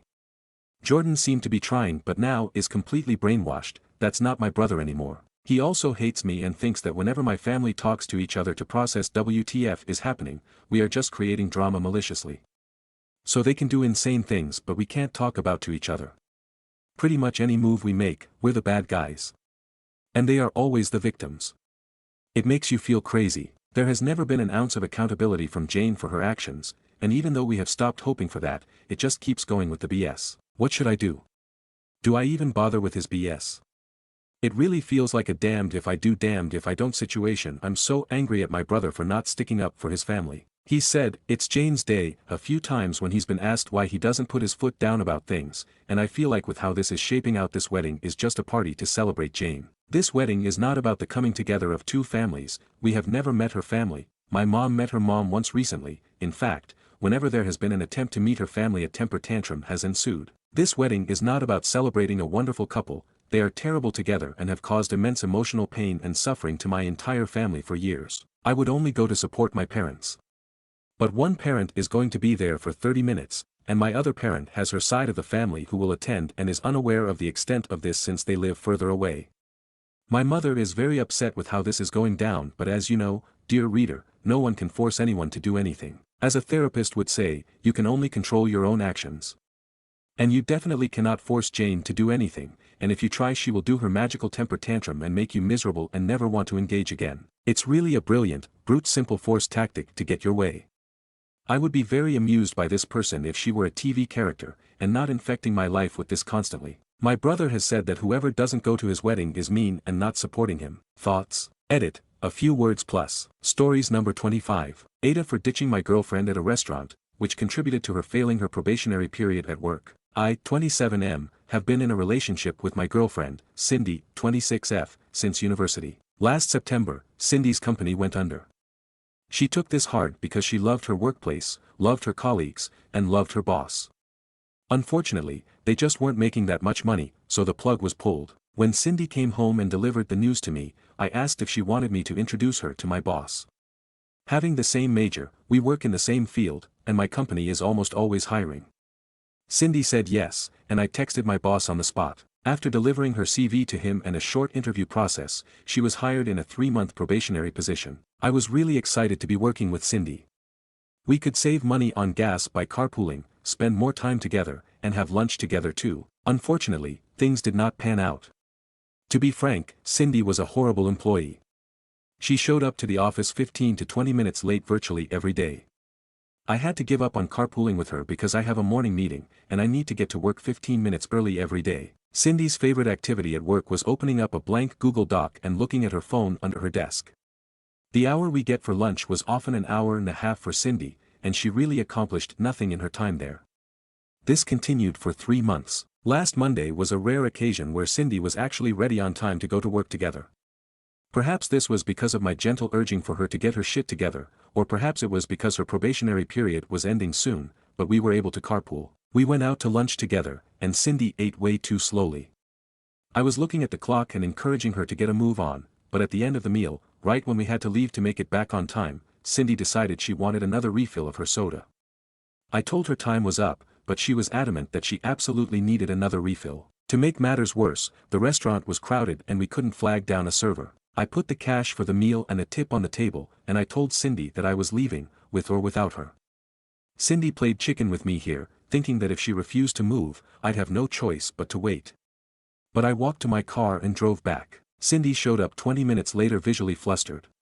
The restaurant was a 10-minute walk away, so I'm pretty sure she did end up getting her refill. She has been furious with me since. Last Friday, Cindy got her final judgment for her probationary period. Due to poor punctuality and general lack of direction, my company decided not to hire her for a full-time position. Cindy blames me. She says I made her late, and that I ruined everything. Last night, she asked how she was supposed to pay her part of her rent without a job, and I responded, yes, that's a good question. How will you be paying? This threw oil on the proverbial fire, and now she doesn't even want to fight about it anymore. Was I an asshole for what I did here? Stories number 26. Aita for telling my daughter she'd be punished. My 35M car is in the shop right now, so my wife 35F was giving me a ride to work today and taking our daughter 10F to school. When we got in the car and were about to go when our daughter got out of her booster seat. My wife and I told her to get back in it, but she said she wasn't sitting in it. We told her she needed to sit in it and she needed to get in it right now because we had to go. She raised her voice and said, "No, I'm not sitting in that stupid booster seat, you butt faces." My wife kept trying to calmly tell her to get back in her booster seat, but our daughter kept arguing. I became very irritated because I had to get to work and so did my wife, and our daughter had to get to school, and this little argument was gonna make everyone late. So turned to my daughter and told her if she didn't get back in her booster seat she would lose her iPad for 3 days. After this she got back in her booster seat and buckled up. She didn't talk to us and had a grumpy look on her face the whole car ride. After we dropped her off at school, my wife expressed how upset she was with me for telling our daughter she'd be punished all on my own. She said we are both her parents and we need to discuss things on how to deal with her misbehavior together, and it's not okay for one of us to just tell her she will be punished. I tried to explain to my wife that I didn't mean to upset her and we needed to get going, and that's why I did it. This didn't make my wife feel better. When I got home from work I tried to see if she had gotten over it, but she was still giving me the cold shoulder. I asked if she was still mad and she said of course she still was, and did I think anger just evaporated? Update: I talked to my daughter about why she didn't want to sit in her booster seat and she told me she got picked on for it, another kid at her school called her a baby when she saw her getting out of her booster seat when we dropped her off. I asked her about the kid and she said it was just a girl she sees and talks to sometimes at recess, lunch, and at pickup drop-off. She isn't in her class though. I asked my daughter if she wanted to be friends with her and she said no, she didn't want to be friends with a bully. I then told her it doesn't matter what bullies think, bullies just like to be bullies. She confirmed that none of her friends bully her for being in a booster seat and she doesn't see this girl much. So I suggested to her to just ignore bullies like this girl and focus on her friends who are nice, but I reassured her if the bullying ever got worse she just has to let us know and we will step in and make it better. I explained to her that her booster seat is going to keep her safe and that is why she needs to sit in it and that she wouldn't be comfy in the car without it, she wouldn't, that it wasn't us trying to be but faces but keep her safe. She said she definitely wanted to be safe. She apologized for calling us but faces and she and I cuddled. This all happened right around her bedtime and we always cuddle for a bit before bedtime, and we both fell asleep on her bed while cuddling. I woke up later and luckily was able to tuck her in bed, kiss her goodnight and leave without waking her. My wife is no longer giving me the cold shoulder and is open to communicating with me, but there are still some issues we need to work on. Hopefully we will be able to work these out and get on the same page when it comes to parenting our daughter in not too long. Thank you all for your help. Stories number 27. Tofu by bringing too much beer to a work party. 2 facts about me that are important to this story. 1. I was raised by an alcoholic and, 2. I don't drink alcohol. Last week, my boss asked me to pick up alcohol for a department party. I told her that I might be the wrong person to ask since I don't drink and hence don't know what people typically like or how much to get. She told me to just get whatever, it'll be fine, and she gave me the corporate credit card. So, I tried to think back to my childhood because I don't drink. I never hung out at bars in college and the only measure I had regarding how much people drink was based on my dad.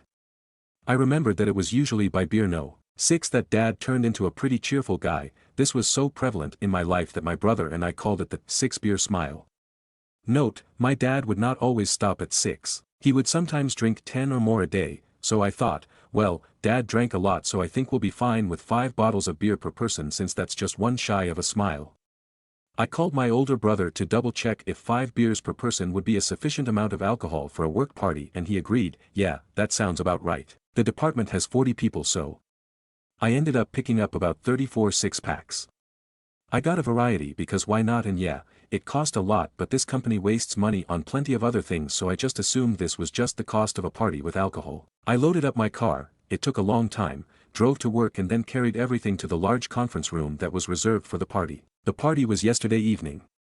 I really only stuck around for a little bit, made appearances to wave hi and say something to the higher-ups so they knew I attended and then I ducked out and went home early. I woke up to some texts from my boss today consisting mostly of, how much did you buy?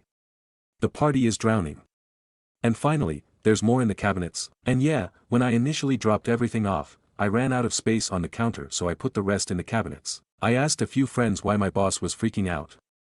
They started laughing and reminded me that my dad is an alcoholic and I probably should have gotten just 2 drinks per person, because that's way more normal for a work party. TLDR, I bought 5 beers per person for a work party and I can only imagine what the result was, but even though I fed up, let's be real, my boss fed up more by asking the non-drinker to buy the alcohol. Update. 2/24/2025. Thanks everyone for your comments. I especially appreciate those of you who reassured me that it really wasn't that bad and those of you who gave me advice for the future. I got a little overwhelmed by the number of responses so I'm sorry if I didn't respond to your comment but I appreciate all of them. A few clarifications. I live in the US and the area I'm in is a little on the conservative religious side of things. Folks around here drink, obviously, but getting drunk around coworkers for example is frowned upon. This is, I have learned, very different depending on where you live in the world. The definition of alcoholic is also very different from person to person. My father was, and is, a sad, angry man and, in my second-hand experience, alcohol was a very unstable way for him to self-medicate for his anger and grief. For those of you who were distressed that my coworkers drank warm counter beer, someone put the drinks on the counter in a cooler between when I dropped them off and when the party started. Again, I try to leave work parties as soon as I can. I prefer to hang with my friends or my brother when I have free time. It turns out, party was a misnomer from my boss and as someone suggested in the comments, it was more of an after-work social gathering, where the intention was that people could drop in and out or stay for a while. Anyways, I was the first one in the office. My boss, let's call her Kathy, came in a little fired up though so, thank you Redditors who gave me some good responses to her. First, Kathy asked why I didn't respond to her texts and I told her that I don't check work texts on the weekend. Then she asked what I was thinking getting so much expensive alcohol, and I said, as many suggested, I told you I don't drink and didn't know how much to get, so I wanted to make sure there was enough and that there was a good variety available. I held out the corporate card for her to take back and she took it and went off to her office and shut the door. A few folks stopped by my cubicle to tell me the party was fun and I should have stuck around. Word clearly got around that this was my doing because one guy told me I should always be the one who brings the drinks. Kathy's door stayed shut all morning. I started getting a little anxious because, cost aside, it just sounded like everyone had a good time, so I figured F it, and I went to my boss, let's call him Brian, to see if everything was okay. According to Brian, everyone thought the random assortment of beer was pretty great. After I left the party, which was as soon as possible, that was when they figured out that there was a bunch of different stuff in the cooler. One person started digging till they found something they liked, which encouraged more people to do the same. Brian said it was funny when someone opened the cabinets and yelled out, "There's more," which I admit, is kind of funny. I told Brian that Kathy seemed really upset about the whole thing. According to Brian, Kathy was pretty upset on Friday, and kept apologizing about how much I overspent. I told him that I didn't even know there was a budget and he laughed at that. I found out then that the budget was around $100 for drinks. I spent around $440. I gave Brian the same short explanation I gave Kathy, I don't drink and wasn't sure what or how much to get. I asked Brian if he wanted me to return any unopened six-packs and Brian told me not to worry about it, and said that he'd talk to Kathy. On a different but still related note, some of you said my brother's response to me was hilarious, and some of you said it was concerning and I honestly agreed either way. I called my brother when I got home from work and we had a really good talk. It turns out he didn't think my question was serious and his answer was sarcastic, so when I told him the whole story, he thought the situation was pretty amusing. We also had a talk about the impact of Dad's drinking on both of us. I'm not going to go into a ton of detail, but he reassured me that nowadays he only drinks with friends and even then, not very often. I made sure he knows that if he ever needs to talk, I'm here for him. Update TLDR, my coworkers had a good time. My boss panicked about going over budget, but her boss thought the excess was funny and told me not to worry about it. Most importantly, my brother is okay and not following in our father's footsteps.